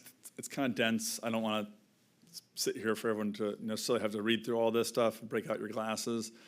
I think you'll notice that the... Call us old. Did you hear? Yeah. So good. Do I need to put my glasses on? Oh, you should have done that before the comment. I've got them right here. Okay. If you look at the last two items there, a couple different ways we framed it. We say, hey, some of these stations were built in the 50s and 60s and too small. It didn't seem to matter. We got into the weeds there, but they both were pretty compelling arguments, but kind of second tier to just the call volume's gone up a ton and these response times are an issue. And then here's where we framed, talking about the end of the useful lifespan of the engines. It's more about the response times. Talking about the natural disaster responses, that's probably a little dependent upon the time of year. And insurance, we talked about this here. We've seen this really only resonate in a few particularly rural communities where it really is like everything's getting dropped uniformly. It might be a compelling argument to some folks, but broadly speaking, it's still about the net benefits of the response times to emergencies. We did the same thing on the no side. There's fewer of them because really there are fewer arguments. It's much more like taxes are too high, this is not the right time to be doing this. They're going to waste the money on expensive compensation, or maybe they don't really need the money. They're doing just fine, and the stations seem okay. Oops, sorry, I'll stay here for a second. And that there was a clear number one. It's just the anti-tax sentiment, concerns about that given the state of the economy. So that one is just, a very simple, visceral criticism, which is a valid, hey, every year we have a bunch of these taxes, we can't afford to pay everything right for this right now. That was the most compelling rationale to vote no. Talking about this being the wrong time with the cost of living going up, fixed incomes, maybe we should be waiting. I think it's helpful to see it's not, the argument saying it's not necessary, everything's fine. That didn't really resonate. So people feel good, but they kind of get that they still need to have continued reinvestment. So it was nice to see that argument fell upon deaf ears. So my just last couple slides here, just kind of tie a little bow on this, hopefully here. Hey, the district's viewed really favorably. People feel safe for medical and fire emergencies. This is in spite of the fact that the electorate is pretty pessimistic, more broadly speaking. There is a reasonably high appreciable need for funding that voters see for the district. It's not 2/3, but it's in the 60s. It's interesting that's not a well-informed point of view. It's more just their gut point of view because they feel like things are going well and they don't really have a sense of your financial management. They don't have a sense that the stations are old, but they kind of get that you do need some additional funding here. And so when it comes to the measure itself, you've got a real solid majority of voters who are willing to support a $415 million bond measure. It's almost identical to that great sum need number of perceived need for funding. And over the course of the survey, it does fall short of 2/3 in the survey. So in the course of the survey, there was an appreciable number of people who were undecided at the end, for 19%, I believe, at the end of the survey. But it's in this 60-ish range. We come with negatives, it basically drops, let's just say functionally to that 55 level. So you're in that 55 to mid-50s, mid-60s kind of range. And so the big variable here is Proposition 5, which is probably a pretty good segue to maybe the next part of the conversation. I've spoken for probably longer than Kathy. My apologies. So this is the good time to ask questions of me before I hand the baton over. Any questions? Yes, sir. Go ahead. So maybe this is a question for Kathy coming up, or the next individual. But speaking of Prop 5, even though Metro Fire has nothing to do with that whatsoever, but the fact that we're putting this bond at the same time as Prop 5 is hitting, as a voter, I might feel there's some Travis Shamockery going on that we're doing this at the same time. Again, is this a question for you or for one of your colleagues? I think it might be a good question for Jeremy to answer. I don't know that voters are there's going to be so many other measures on the ballot. I don't know that voters are going to be connecting the dots between the statewide measures and the local measures necessarily. And some of them are going to be, there's going to be a lot of money spent on some of those statewide measures as well. So I would be a little bit suspect that they will necessarily do that. And there are a lot of agencies putting bond measures for infrastructure on the ballot this year, up and down the state, hoping that Prop 5 helps those prospects, but doing it independent of that because of their need. And so I think that's probably the distinction there. Yes, thank you. I have a couple. Perhaps this was mentioned earlier, I missed the intro part. On the survey of our 603 participants, were they chosen as likely voters or voters that voted in the last two elections, the last presidential election, frequent voters? How was that? Yeah, I mean, so the model is actually pretty generous for presidential general elections. It's basically if you voted in one of the last few statewide elections, and then we throw in a few people who've registered more recently through an active, proactive voter registration method. That's who the electorate is. It's going to be 80-ish% statewide or something like that. Versus if we're looking at a gubernatorial primary election, then that model gets much tighter, and you have to have voted in several elections in the past few years because turnout's going to be, 40% or something like that. Could you rephrase that? How many likely voters were in this survey? Oh, 603. They were all likely, even though Yeah. they had just registered to vote, how do we know they're going Well, really gonna vote? we include a few of those, and then we have the ability to exclude them from our analysis, and there's not that many of them. And we have the ability to even look at those who are perfect voters. So some voters voted in every single election, and we can look at them as well. I don't have those numbers at my fingertips, but it is challenging you want to draw a universe that is a little bit bigger than maybe you'd expect, so you have a little bit of give, and then you can look at more narrow subsets. Okay. But we excluded people who, let's say, I've been in the voter file for 10 years and haven't voted in an election. They're definitely not in the sample at all. No, thank you for that. I just was curious, because usually there's a, not disclaimer, but an analysis of who was asked. Okay, then a question on this. On the undecided, I mean, there was several that had 14%, and that would push it above to the 60% you were talking about. Do we have a sense of, can they be moved, or how do we parse that undecided with concerns, so that we could talk to the undecided people about their particular concerns and perhaps get their support? Probably a great segue to the next section of the presentation, but I will say that I think you're hitting on it, is you saw the correlation between people who have a perception that there's great or some need for funding.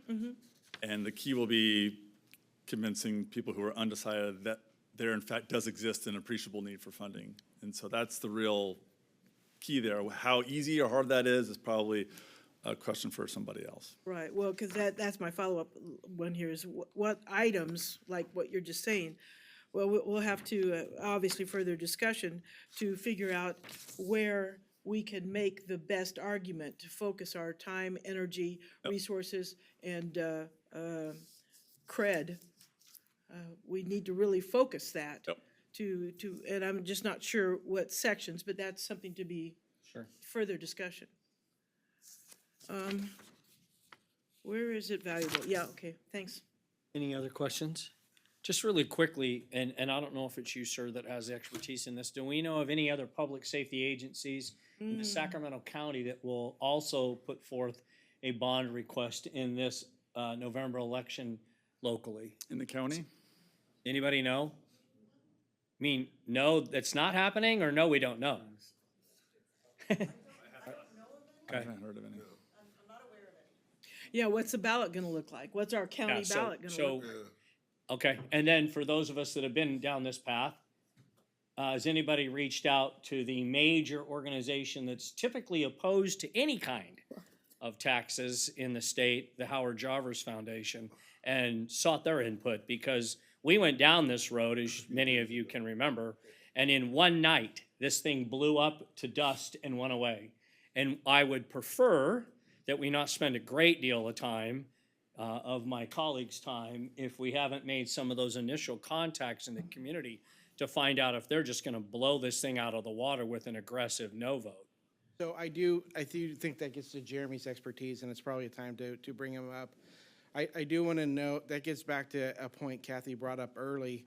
Metro Fire fundamentally moved forward with the benefit assessment, Right. which is structurally very hard to understand or defend in the fire. The conversation that Howard was with Howard Jarvis at the time, based on my research, was based on the legality of that. But to specifically answer your question, have we engaged? No. Good. And we will address that here in just a couple of minutes here for very specific reasons. So Okay. Well, we'll start and to Jeff, answer I specific- appreciate that, because I know that It was a stung. legal point, Yeah, but, it stung, and I know there was some opposition, and it was a completely different ask of the community. Yes. Which I get. But thanks for answering that, and that's part of the conversation. Sir, thank you very much for your information. It was very informative.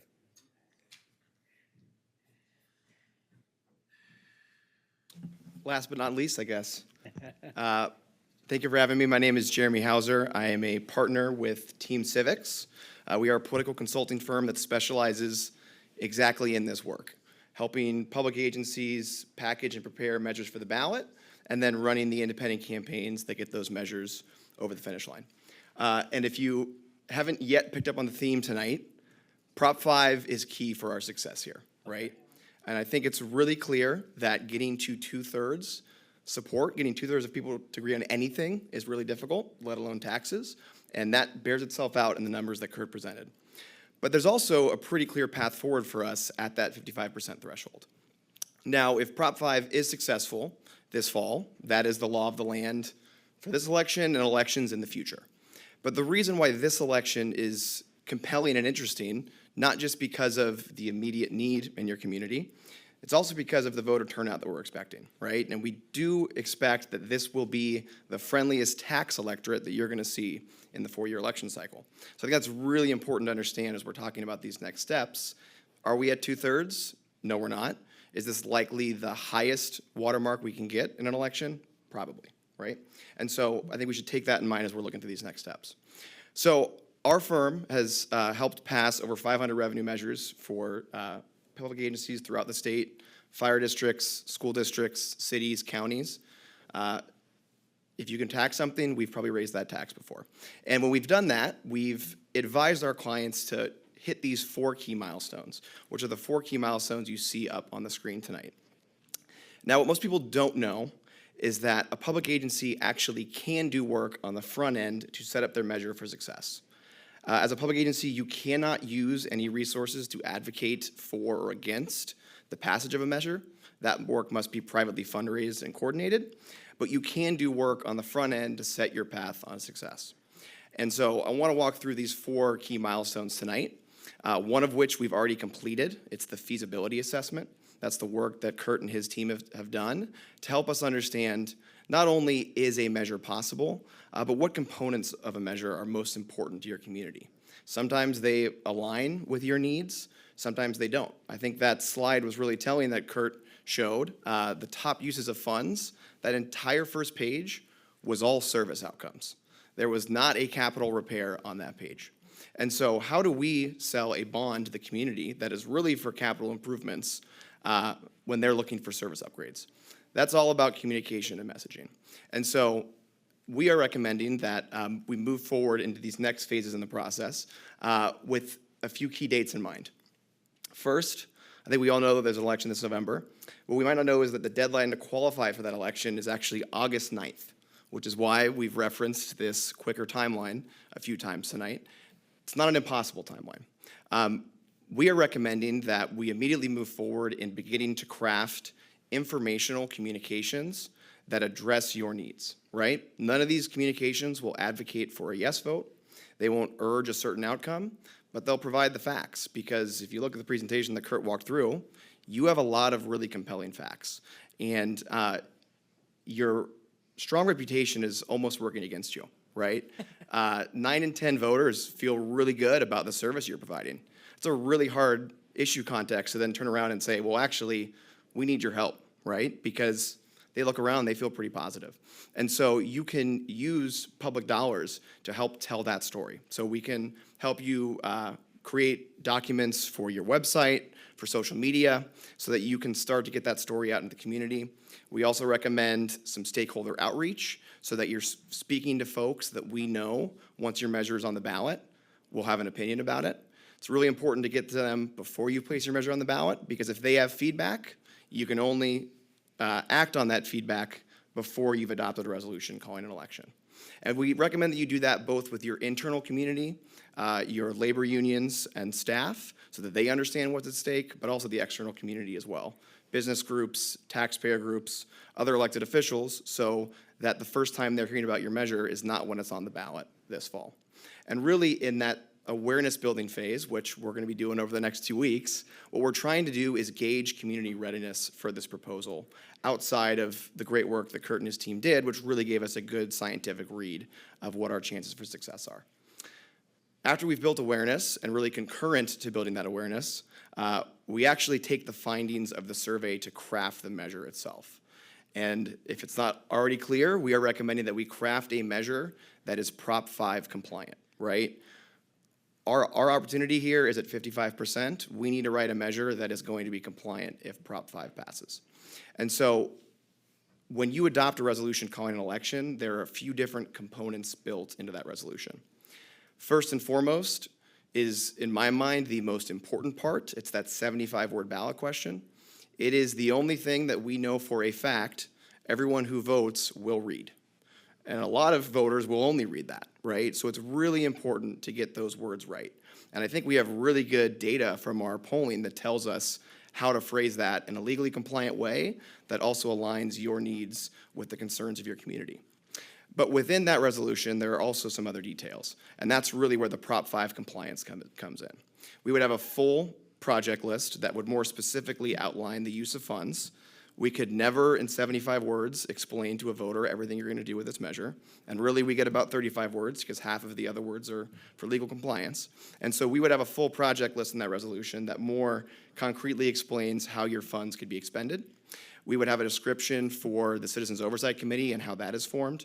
And we would have the underlying tax rate statement that explains the underlying tax rate scenarios needed to generate that $415 million bonding capacity. We got to do all of that before August 9th. Assuming we do, and assuming you adopt a resolution placing a measure on the ballot, the district has to kind of fade into the background. You can still be available to provide information. You can still ask questions if they come up. You can still have a presence on your website and social media, but you can't really proactively communicate about a measure that's on the ballot because we cannot use proactive or public resources to communicate in favor of a measure. That is where that fourth column, the independent campaign, is absolutely critical. And I think it's really clear in looking at these numbers that this measure will require a robust advocacy effort. It'll require private dollars, grassroots organizing, endorsement gathering, a get out the vote effort to make sure that your very large district understands what is at stake in this measure. And I think we saw in that polling, there's a lot of flexibility in support. And to your question earlier, those undecided voters, they need a touch point, right? And that touch point is in the face of a campaign. You all know this election is going to be, I will say, noisy and crowded, and we will be competing for voters' time and attention. That really underscores the importance of a dedicated local campaign that pushes out our messages and helps voters understand why their crowded ballot, that's 4 pages long, why that one bond measure for Sac Metro Fire is the most important issue they can be voting on. And again, all that work cannot happen using public dollars. That's got to be privately coordinated and fundraised. So I think that is also part of the feasibility assessment, is understanding, is there a group that's ready to take the baton and take this to the next step and get this over the finish line? We would run a campaign to get at that 2/3 level. We know that would be a tall order, but we love a challenge. But again, that Prop 5 fallback is a really unique opportunity for us, which is why we feel more confident in presenting these numbers than we would if Prop 5 didn't exist. Jeremy, can I say a couple words Yeah. here? So remember, board, I started beginning with the open, honest communication, timely and accurate. So where Jeremy notes we are here, I want you all to know that is literally where we are at. So steps 2, 3, 4, we have some ideas, but what was important is to get the information that we had in front of you as quickly as possible, so we had a foundation to move forward. So in the timeline Jeremy is describing, we have here a slide that kind of indicates best practices. We will, after tonight, with discussion and input, be very quickly trying to figure all this out. So I know the board may have a lot of questions. I've already heard 2 or 3, getting into the details of the step 2 and maybe some of the other steps. And quite honestly, I think Jeremy might be able to recommend best practices, but as your staff, I'm going to tell you my answer right now is I don't know. We will figure this out. We have a lot of information.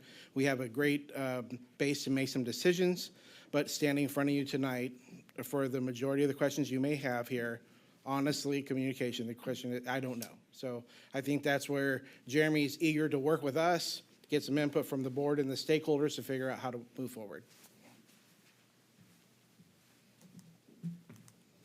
Oh, okay. Did you want to cover this next steps? You want me to? Go ahead. I Yeah. want to say one thing. Yeah. So I've kind of already covered this, but next steps if there is direction to move forward with a 2024 GO bond, we would come back to you all at your 25th board meeting with that resolution that I just described, right? It would include that full bond authorization amount. We're recommending that 415 because we didn't see a lot of tax sensitivity. If you're going to invest the resources, you might as well go for what you need. It would include that key 75-word ballot question, and then also the full text of the measure as I described with that project list, accountability provisions, and that tax rate statement, again, that would explain the taxes needed to generate that $415 million bonding capacity. And there would be a discussion in terms of what a community education and outreach plan might look like. We do recognize it's a shorter runway, but we're here to help and be a resource as we can. So I will note here about the recommendation on July 25th. I have it on good authority, the executive staff. We fully intend to come to the board on July 24th with a recommendation to move forward with the general obligation bond at the full $450 million for your consideration. The reason why it is not tonight is there's a period of, this is a lot of information. We need time to digest and discuss before you could make an educated and take action on a recommendation from staff. However, to be clear, and I am speaking on behalf of Chief House here, that is our intent as an executive staff. So as you think about questions that you need to answer, please know that is our intent. And with that, I am happy to take questions. Okay, very good. Yeah. Questions for the entire group? I think this is the last No, section, so let's just go. Oh, yeah. Who wants? Okay, thank you. Thank you. Jay, are you gonna go? You're right, yes, sir. Go ahead. Okay, when you mentioned that this was the most friendly time for election, or to put it on the ballot, I could think of one consideration that if Prop 5 passes, the next round, everybody's going to jump on it, so we get a head start. But that was just me surmising.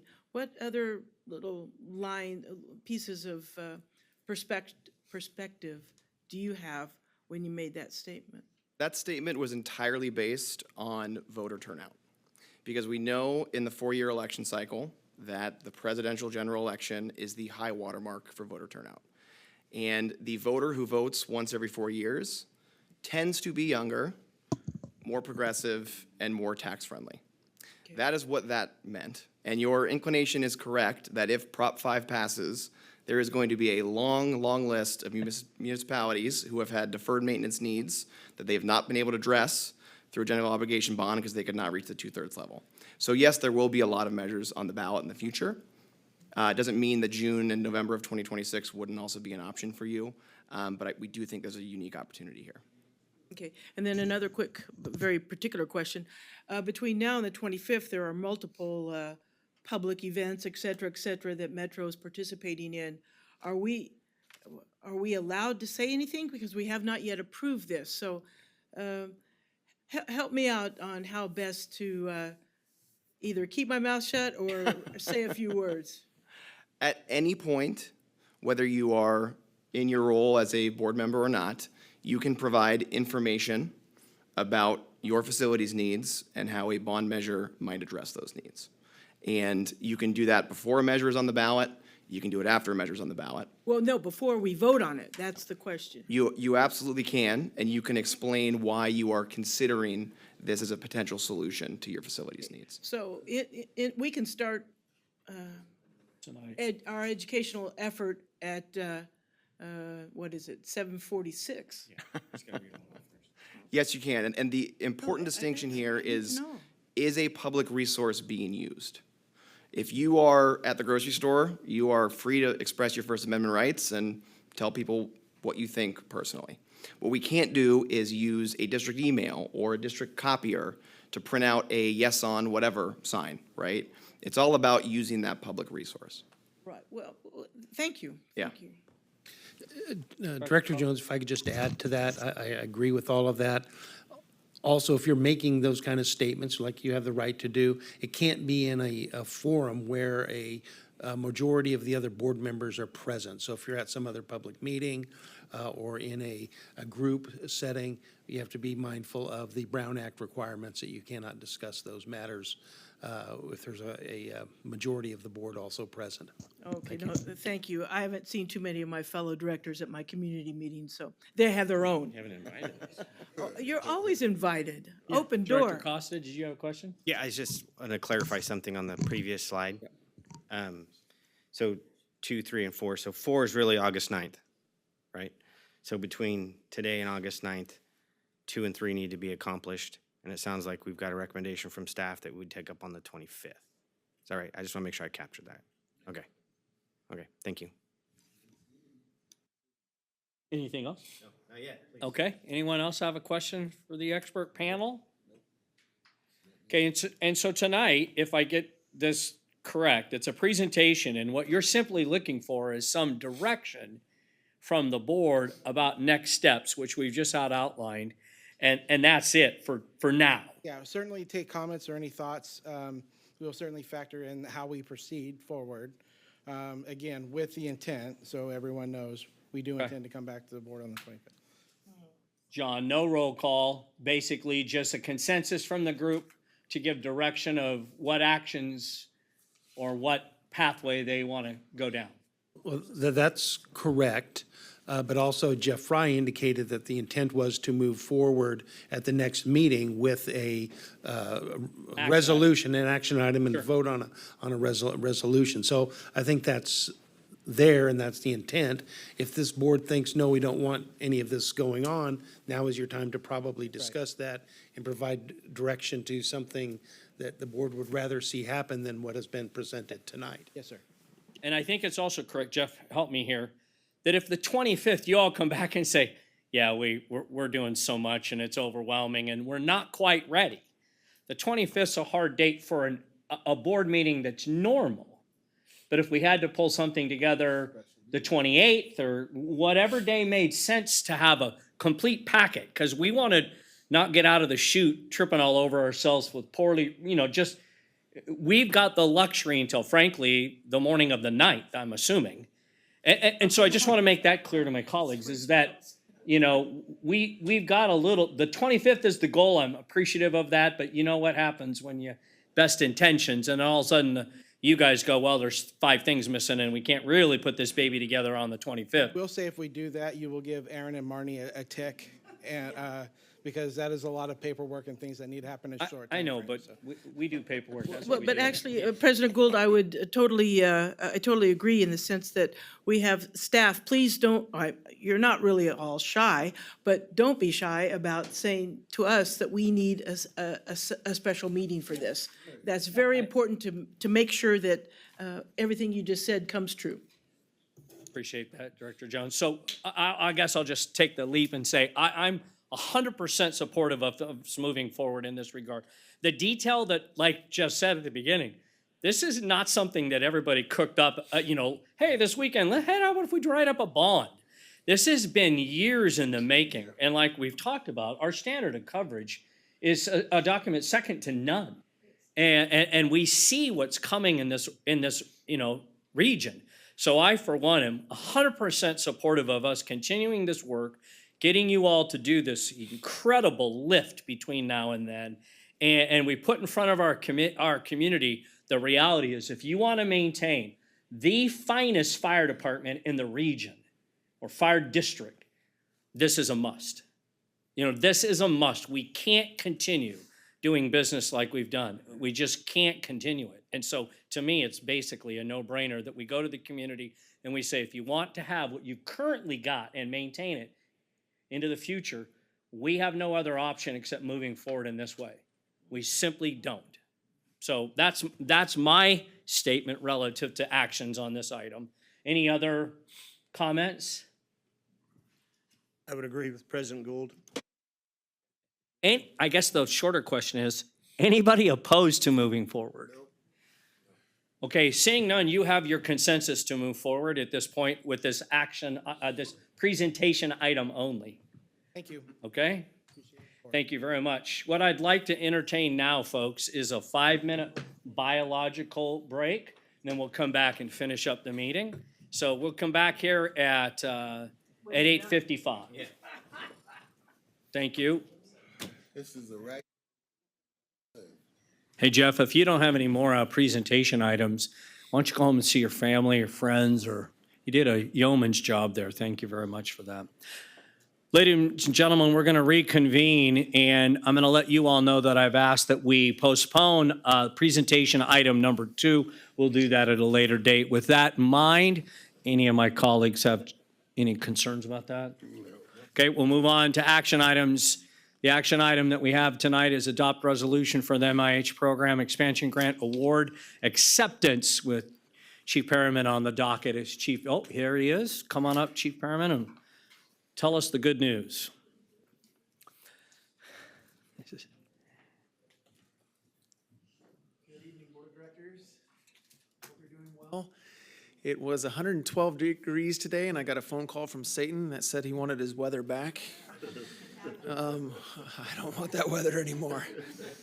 I'm really, really excited because on July 1st, we were able to open up MIH 50 down in the south area. We have 2 MIH units. MIH 109 is working 7 days a week, and MIH 50 is working 5 days a week. So let's talk about just a few hours ago what has happened in the last few hours. So MIH 50 just ran a call in Director Costa, your area, for a lady who had a small trip and fall. She had a 3-centimeter laceration, and she avoided the emergency room. They sewed her up right there, and her son was just unbelievably happy because he's like, my mom would have had to go into the emergency room. So that happened in your area less than 4 hours ago. And Director Weber, there's a residential board and care where this lady had a wound culture. That wound culture came back, and so they knew what was going on with it.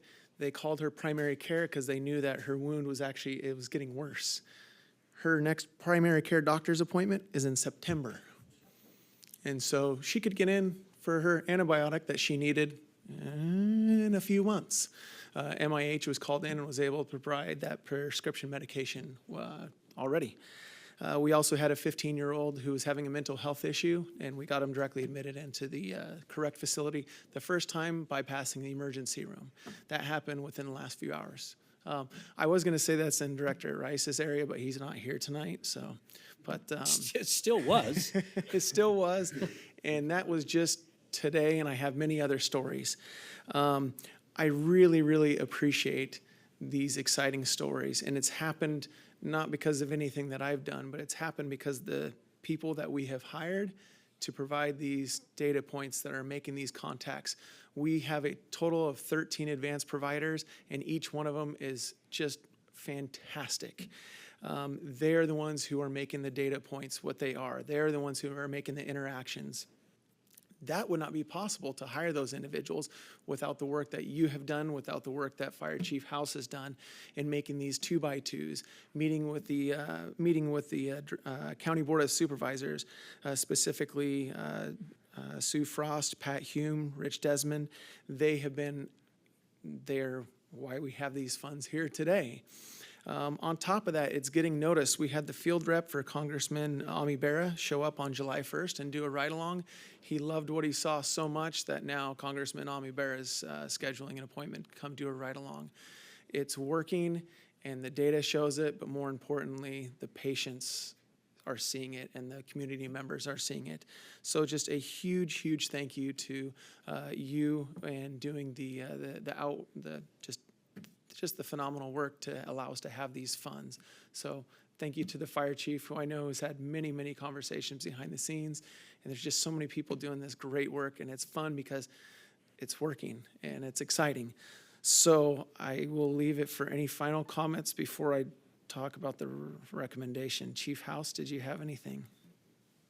I just want to acknowledge it's external engagement. We talk about it. We're living it now like I've never seen before in this organization. So I have to compliment all of our staff with a painstaking change, but that change is reflection to our agency once again, expanding our services, but doing it with additional funds. So to the last presentation, this is an example where continuing to have our current services, we have to look at other revenue sources to be and survive. And this is a new generation of the fire service due to the reflection of public needs and interests. So all staff that is doing a phenomenal job at external engagement, I compliment all of them, and that's a reflection of this. So to you, that you deserve well of thinking outside the box, phenomenal job every time, and now you're seeing the rewards of what you saw in your vision a decade ago. Now we have 2 of these. So this was not utilized by Metro Fire's funding. This was utilized by our talent and skill set to be good human beings and stakeholders with our partners.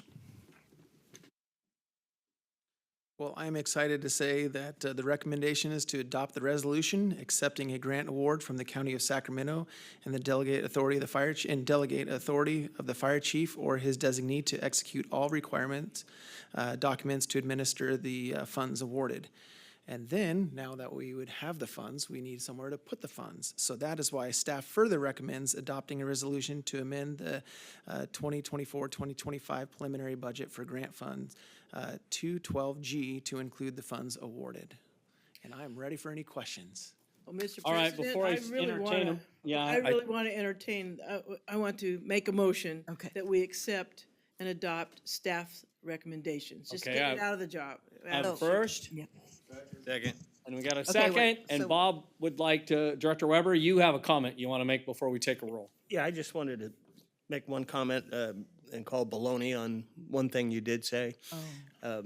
This program has everything to do with you. You said that it has nothing to do with you and everything to do with everyone else. And it's just typical of what you keep doing. You just keep marching behind the scenes and give praise to everyone else. And praise is certainly warranted. But to you, thank you very much. You deserve a great deal of credit. So take some once in a while, please. Yeah, we know how happy he is to get accolades in public. All right, we got a first and a second on this action item. Let's go ahead and call the roll, Madam Clerk. Director Saylors. Director Weber. Aye. Director Sheets. Director Gould, President Gould. Aye. Director Jones. Aye. Director Costa. Aye. Director Clark. Now I will need a second motion and a second on that second resolution adopting the budget amendment.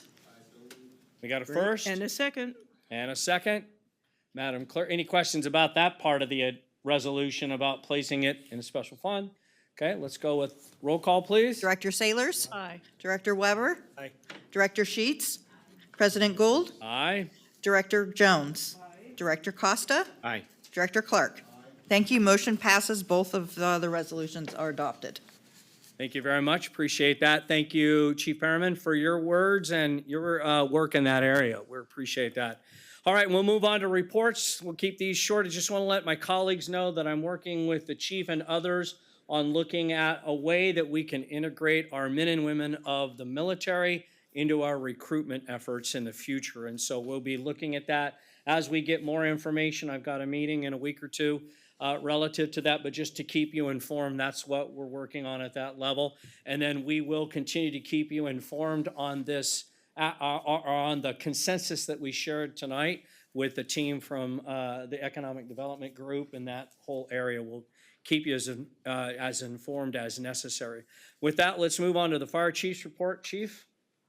And on top of that, we're well prepared for that meeting coming up. Staff has been looking at data, but also looking at what we discussed about what other cities and counties are doing outside of California at being proactive to make sure we put our veterans where they need to be with our organization. And we do a good job with that. We just want to, like we continually want to do, is make that better.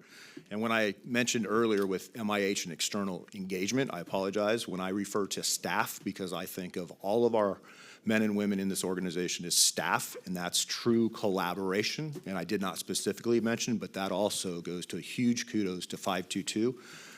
With collaboration and external engagement, we could not be successful with MIH with that involvement at that level also.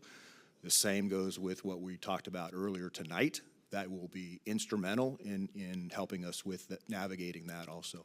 And I will keep my comments short as well tonight because that was a long presentation, but I do want to recognize and highlight the efforts of all of our men and women here during the 4th of July, where we were not only dealing with the 4th of July festivals and potential fire and EMS engagements, but that was for the whole week because of the heat that we saw in Sacramento County.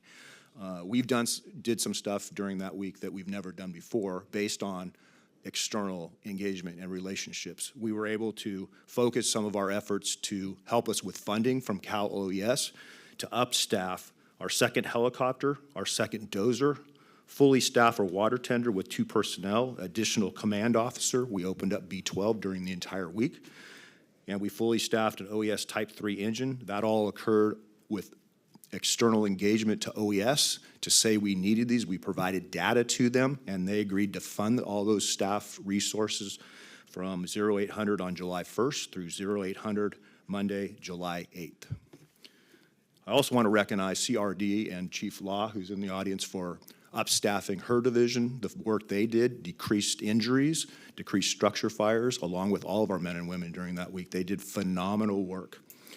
The Sacramento Regional Fire EMS Communications Center reported to us that call volume for the entire service area they provide, Sacramento City and County, call volumes for Sacramento on July 4th were up 45% this year, at 1,465 calls compared to last year at 1,011. Significant increase in calls. And we were able to handle those with the decrease in structure fires noted specifically for our jurisdiction. Huge kudos to all of our staff and CRD for the pre-work that was done. And those resources were extremely beneficial that OES provided to pay for this organization and for Sacramento County and our residents. Our fiduciary responsibility was proven once again in this organization at a level that we've never seen before. So thank you to OES for recognizing that, and also to all the men and women in our organization. Once again, we talk about it a lot. This weekend proved we do a phenomenal job. They are great men and women that we have in all areas of this organization, and I'll end my report with that. Thank you, Chief. Chief Keeley, are you in the room? There we go.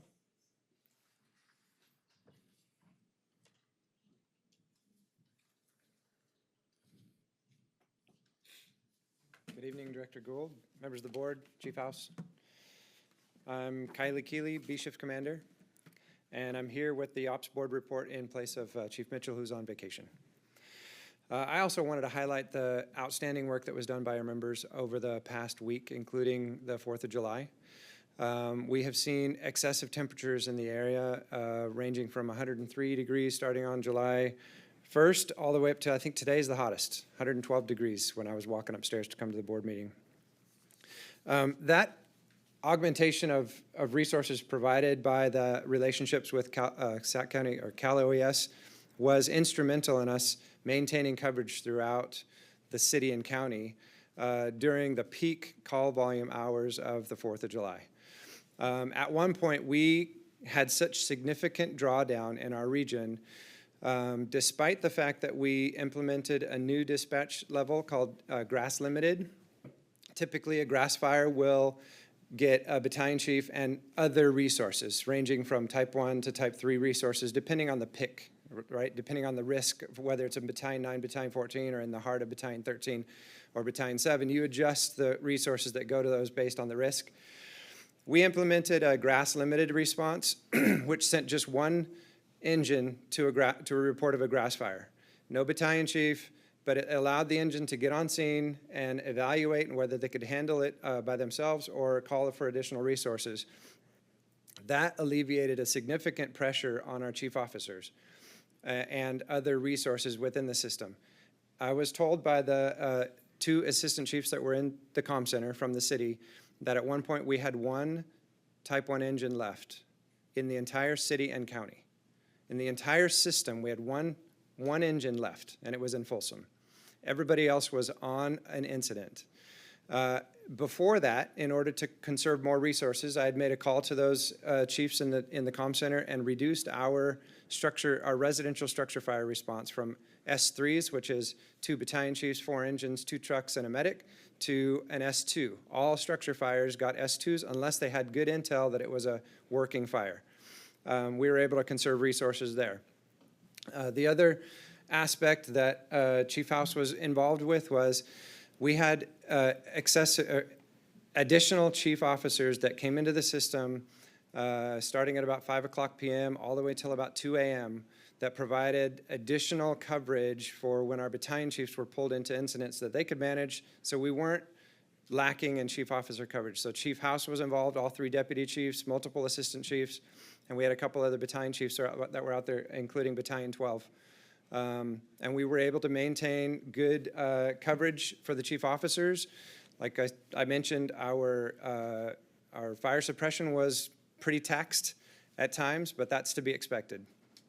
It goes without saying that as a district, we are really nimble and able to adjust to expected issues like what we know. It's our Super Bowl week. 4th of July, it culminates in excessive call volume, and you're going from Battalion 7 all the way down into Elk Grove sometimes because there's just no coverage. So I know that you are proud of our membership, but I just wanted to highlight the fact that our members did an amazing job, and they continue to do so. Today, it's 112 degrees. We've had a structure fire today, and currently we're working on a pretty significant emergency out at a mobile home park that we may need to evacuate because of a lack of power. So are there any questions? Any questions? Yeah. Chief, before you sit down, I mean, we are proud of the men and women, and frankly, all of the things that, the command staff did too, coming in, and I think we've learned some pretty cool lessons from this particular summer of 4th of July because of how you've managed it and spread those resources. I think it's also important to thank the community and thank the citizens for their behavior. There were, I hope that, we always have those outliers that no matter what you do, they're going to do something less than brilliant. But I think there was a recognition that it does everybody good if you're a little bit safer, a little more attuned to that. It puts a little less draw down on our men and women and puts them less at risk. So while we kudos to everyone that worked the day, I think it's also important to recognize that somewhere in that community there were a lot of people that concerned themselves with safety, right? And didn't draw the system down, and we need more of that every 4th of July. So excellent report. I'm assuming you have a little bit more. Well, I was just going to tag on to that, especially with a 45% year-over-year call volume increase. Yeah. Yeah, we need the public to do as much as they can to be safe and prevent our resources from being drawn down like they were. Excellent. Anything else, Chief? No, thank you very much. Thank you very much for that. We have no administrative report this evening. We'll move on to support services report. I don't see Chief. No report Wackham. tonight. No report there as well? Okay, thank you for that. Captain Schollard, you're up. Uh-oh, you brought your boss. Something wrong? Something happened? Is he being audited? Go ahead, Good evening, Captain. Board of Directors, Chief House, members of the public. Familiar face with me this evening, President Trevor Jameson is here to share some words of wisdom with you all. Well, I don't know how wise they are, but it is great to be back. Great to see so many friendly faces. It is interesting to talk about 4th of July, right? It is, the citizens provided quite a show. But, nights like 4th of July is, why when you guys have that presentation is why it's a 90% approval rating, right? In that presentation, there was those arrows, and there's number 4. I represent number 4. Sean represents number 4. I think that's why I'm here tonight, right? I was here to see the presentation. I have heard things throughout the formulation of this. I've had communication with the district, but this is something that we take an active interest in. I think we've done an amazing job as a labor group, as a board, as administration throughout the whole history of Metro Fire to build a place where we do knock it out of the park on 4th of July. And we do provide wages and benefits for our members that are, I think oftentimes superior to surrounding agencies. But the reality is there's like a couple pieces that are missing, and one of them I think we know is that infrastructure piece, right? And there's a number of reasons why we're here. A lot of it has to do with formulation of Metro Fire, putting together 16 different fire agencies. So for me, one of the things I see we need to fix is infrastructure. We need to be able to fix our fire stations. On nights like 4th of July, when we're getting our butts kicked, and I'm in a station with 9 people, and we have to share these little showers and try to get back out in the field, we have to be able to address today's needs. And so, yes, we are supportive of the measure. I know those of us who were here back when we went through a benefit assessment and we watched all these different things happen, and I remember all types of stories, finger pointing, many things. I'm here to say, yeah, we are supportive in principle. What really will bring the support out is when the board gets together and 100% is 100% behind it. Because without 100% participation and a good feeling from the board, it's hard for us to feel the same way. We do these things in different communities. We're gonna hear from Howard Jarvis. They're gonna say something. Right now in Folsom, we have this citizens measure, and it's so exciting when retired police and firefighters, and then a firefighter from Metro Fire comes out in opposition. Somehow he forgot how the world works. But we're gonna hear that, you know, and I'll be happy to share the name offline. But, We know. good. But, you know, the reality is we have to work together on this, and we will participate in a level that is, you know, commensurate with everyone else's level of interest. And so I think that's the important piece, and I think you guys have a lot of work in front of you to make sure you feel good about it and so that we can move forward. I think we need to do something. I don't believe it's going to take as much effort to get the 195 million as it is to get the 415 million. So I don't believe that's the answer. I think if the board wants to do this, we go for it. And that's why I'm here tonight. So I'll happy taking comments or questions, but again, I appreciate all your guys' interest. It was a long meeting, and you know, I think you guys deserve more than $100 a meeting. You know, you're really underpaid, but I know you do it for the money. So you know, but so thank you guys all for your time, and it's always great to see familiar faces. Any questions? So President Jameson, I want to tell you personally, I'm 100% all in. There is no question this is something we have to do. Our backs are against the wall. If we don't, this agency will start a decline that this region can't afford. And I mean that in so many different ways. But personally, I can't speak for my colleagues, but I'm telling you, we're 100% in on seeing this ballot measure be successful for the future of our citizens, right? There's an expectation that they get an ambulance or a fire truck or whatever boat, whatever they call. I mean, just think about it. You can call for a helicopter or a boat. You know, pretty soon it'll be used cars if that's where we're headed. But we're 100% in getting whatever we need to do and whatever time it takes that we can officially do and legally do. This group, I think, is 100% behind you and whomever else comes to the dance to support this. And it's unfortunate that there are people that will come out of the woodwork and hate us for this kind of effort. But it's funny because when they start having chest pain, their vote will change. And that's just the way it is, right? So I look forward to teaming up with all the players that will support this. If we don't do this now, as Jeff so eloquently said, there may never be another time for us to do this. And even the people that work in the political arena told us, this is it. You may never see this collection of moons ever again. So I'm 100% in. I think my colleagues up here will have the same sentiment, but it's in our best interest and the community's best interest. So I apologize if we gave you any indication that we're not 100%, and that's probably my bad as tonight's leader. I didn't mean that. I don't have that impression, but Okay. it's nice to hear. Good. I think it's important for not only myself to hear and Sean to hear, but it's important for our members to hear, you know, that we represent, because those of us who exist out there in what would be kind of the political arena, the public's, you know, and we're out there talking to people, they don't always understand it. Okay. But the support from electeds for something such as this goes a long way, not only to our members, but the public. I mean, you know, it's like, if it was a 5-4 to do this, so it's like a 9-0 to do something like this. It really means a lot to our members and the public. Yeah. So that's why. Well, I think you got a 7-0 tonight, so we're batting 1,000. And for any member of our organization that's confused, and again, I'm speaking in my position as president, we are 100% committed to this effort.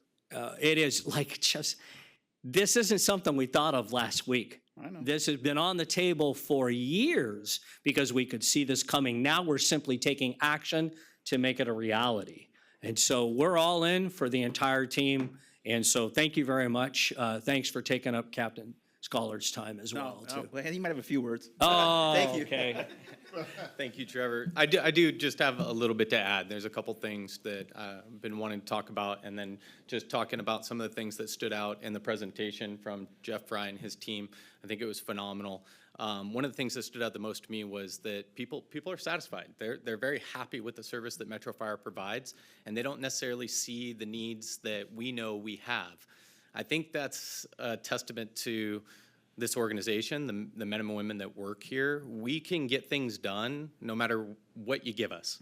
We'll fix it with duct tape and baling wire, and we'll get the job done. We'll ride on any piece of apparatus that we have, and this organization is adaptable and flexible to making it happen. You know, if we have to modify a pickup truck and turn it into a squad, we'll do it, and we'll get the job done. Is it the best thing? No. But I think inherently, firefighters, we're not the type that ask for help, and we don't like to show our deficiencies or our defects. That's just not what we do, right? I looked at the presentation, and the data shows, as an organization, we're probably not very good at that either. We're prideful. We want to show the things that we're the most proud of. We want to show our fancy stations. We want to show our new apparatus. We want to show those things to the members of the public because that's what we're proud of. We don't want to put on a poster the tile falling off the walls in the showers at a lot of our stations. We don't want to put the holes in the... We have to become more comfortable exposing ourselves a little bit more, not only as firefighters, but as an organization, because I think Parker's just crushing it with our social media. But maybe too good. You might be doing too good of a job, Parker. You might be, showing off a little bit much. And we do need to broadcast a little bit more of the needs that this organization has, the needs of the men and women out there running the calls, the apparatus that they're coming back to, the things that should have been out of service a long time ago, the fact that during summertime, there's many stations that are moving their mattresses from their dormitories into the gyms because that's the only side of the station that has properly working HVAC. And that's not to throw stones at anybody in this room. We are all trying very, very hard. I think we all recognize the severity of the situation. We need to be more comfortable letting the public understand the living conditions and things that we're going through. We don't complain. We're happy with that, and I hope it doesn't come across as a complaint, but it is something, if we want to get this done, and I think we need to get it done, we need to be more comfortable letting people know our weaknesses and the struggles that we have. So I think that was just a good data point. So it kind of is a jumping off point to my next thing is really a message out to the men and women out there who have been just working their tails off in this heat.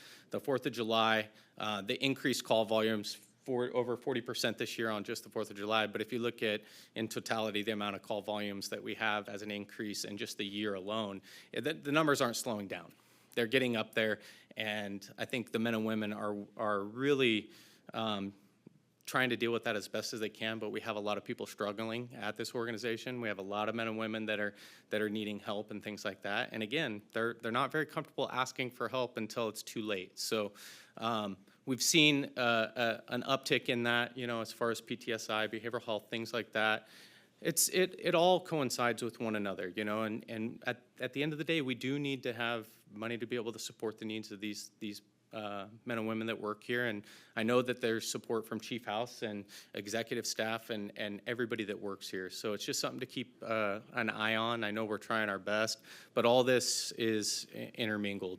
One of the things that I wanted to touch on, we were supposed to do it at our last work comp ad hoc meeting.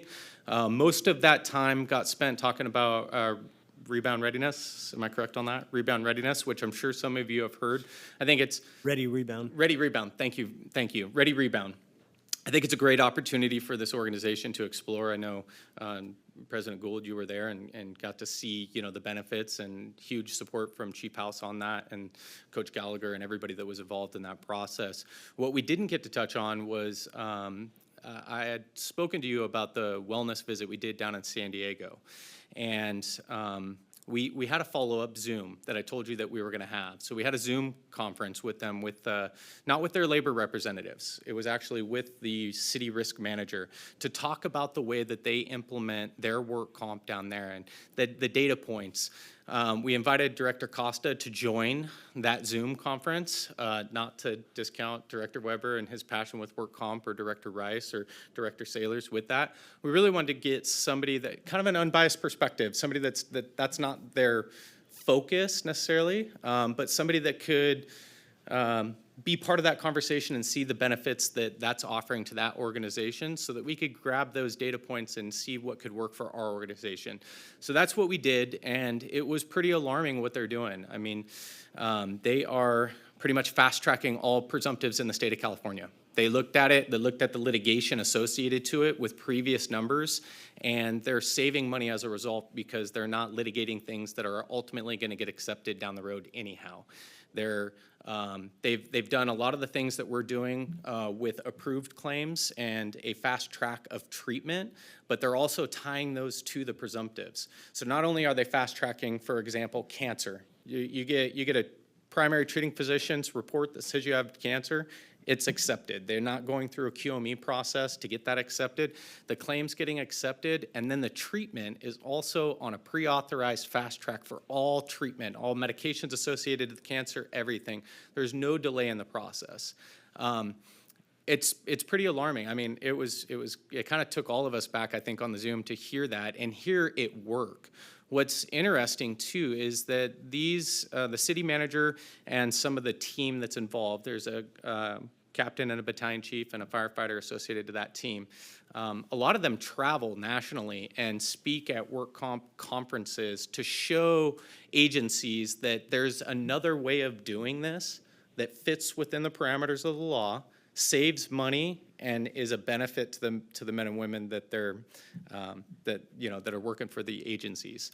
So our plan in the future, just to let you know, is to have those folks from San Diego, the city manager, come up here and give a presentation to you all. I'd like you to hear it firsthand. I think Director Costa was on for majority of the meeting. There was some stuff that he missed, but he got the brunt of it. But I'd love you to all hear it firsthand. So it's not just coming from the guy that's wearing the labor hat, even though I don't have my hat on tonight, which is unusual. But so with that, I would like to end on just keeping our thoughts and prayers with some of the firefighter loss of lives that we've had recently. Obviously down in LA with the line of duty death, and then with the off-duty death down in Oakland. Just, it's not foreign to this organization with a member that loses their life. And so I just want to thank Engine 111 that was sent down there. The support from this administration to send an engine company down there to show our support on behalf of Metro Fire, I think that's just phenomenal. So with that, I'm contained, and I'll leave it for questions. Questions for Captain Scholar? Thank you. Appreciate it. We'll now move on to committee and delegate reports. I have no report from the executive committee. Looks like we have no report from the Comm Center. Director Jones, how about you and the Finance and Audit Committee? Thank you, Mr. President. As published on our agenda, our next meeting is July 25th at 5:30 in these corners. Director Costa, I know your group was not meeting today, but what info can you give us? We have no report at this time, but our next meeting is scheduled for August 8th. August 8th, thank you very much. We'll now do board member questions and comments. Director Saylors, let's start with you. There it came on. I just want to thank everyone for all of the positive work that's going on in this district. It just fills my heart to know that we are moving in directions that are improving our stations, improving our members' lives with the workers' comp improvement, the peer support. This 4th of July was pretty much a Third World War out in Rio Linda. I think Battalion 5, Battalion 7, Battalion 12 were pretty much out there the whole time until like 2 in the morning. And they, as always, they did a wonderful job. So I just want to thank the members for doing, as always, a superior job out there in 100 and, oh my goodness, heat. And it is still 100 and, oh my goodness, out there. Stay safe out there and keep the faith. Thank you. Thank you. Director Weber? Thank you. First, about the 4th of July comment and the outliers, you know I'm sitting right here, right? Secondly, Jeff Fry and your Rockstar team, what a great presentation tonight. You're always knocking it out of the park. Again, the entire board obviously supports your actions. We thank you very much for having the foresight to keep your foot on the pedal on this, and that your entire team, even the new guy. Director Sheets? No comment. Director Clark? I think, I don't have anything to add, really. Just thanks. That's all I can say. Just Very thanks. good. Director Costa? I just want to say thank you for all the hard work. Great presentations tonight. Yep. Thank you. Director Jones, your final comments. Echoing all the sentiments of my fellow directors, terrific work. I feel that we have had a plate tectonic shift to a super positive future. Thank you. Thank you, Director Jones. Just one final thing. As everyone has said, this is just a fun time to come to board meetings and see what the next challenge our staff are going to present to us, where we have to make some pretty significant decisions, and that's wonderful as a policymaker. I guess I just want to close tonight with a moment of silence. As I was driving here this evening, I was made aware of a law enforcement officer that lost his life today in the city of Vacaville, and a special attention to his surviving family and potentially the grief that they're suffering this evening. And just ask that we close tonight with our thoughts and prayers for that family, that agency. As we do different jobs, we're still in the same business of public safety. And so with that, I'd like to just close tonight's meeting with a moment of silence.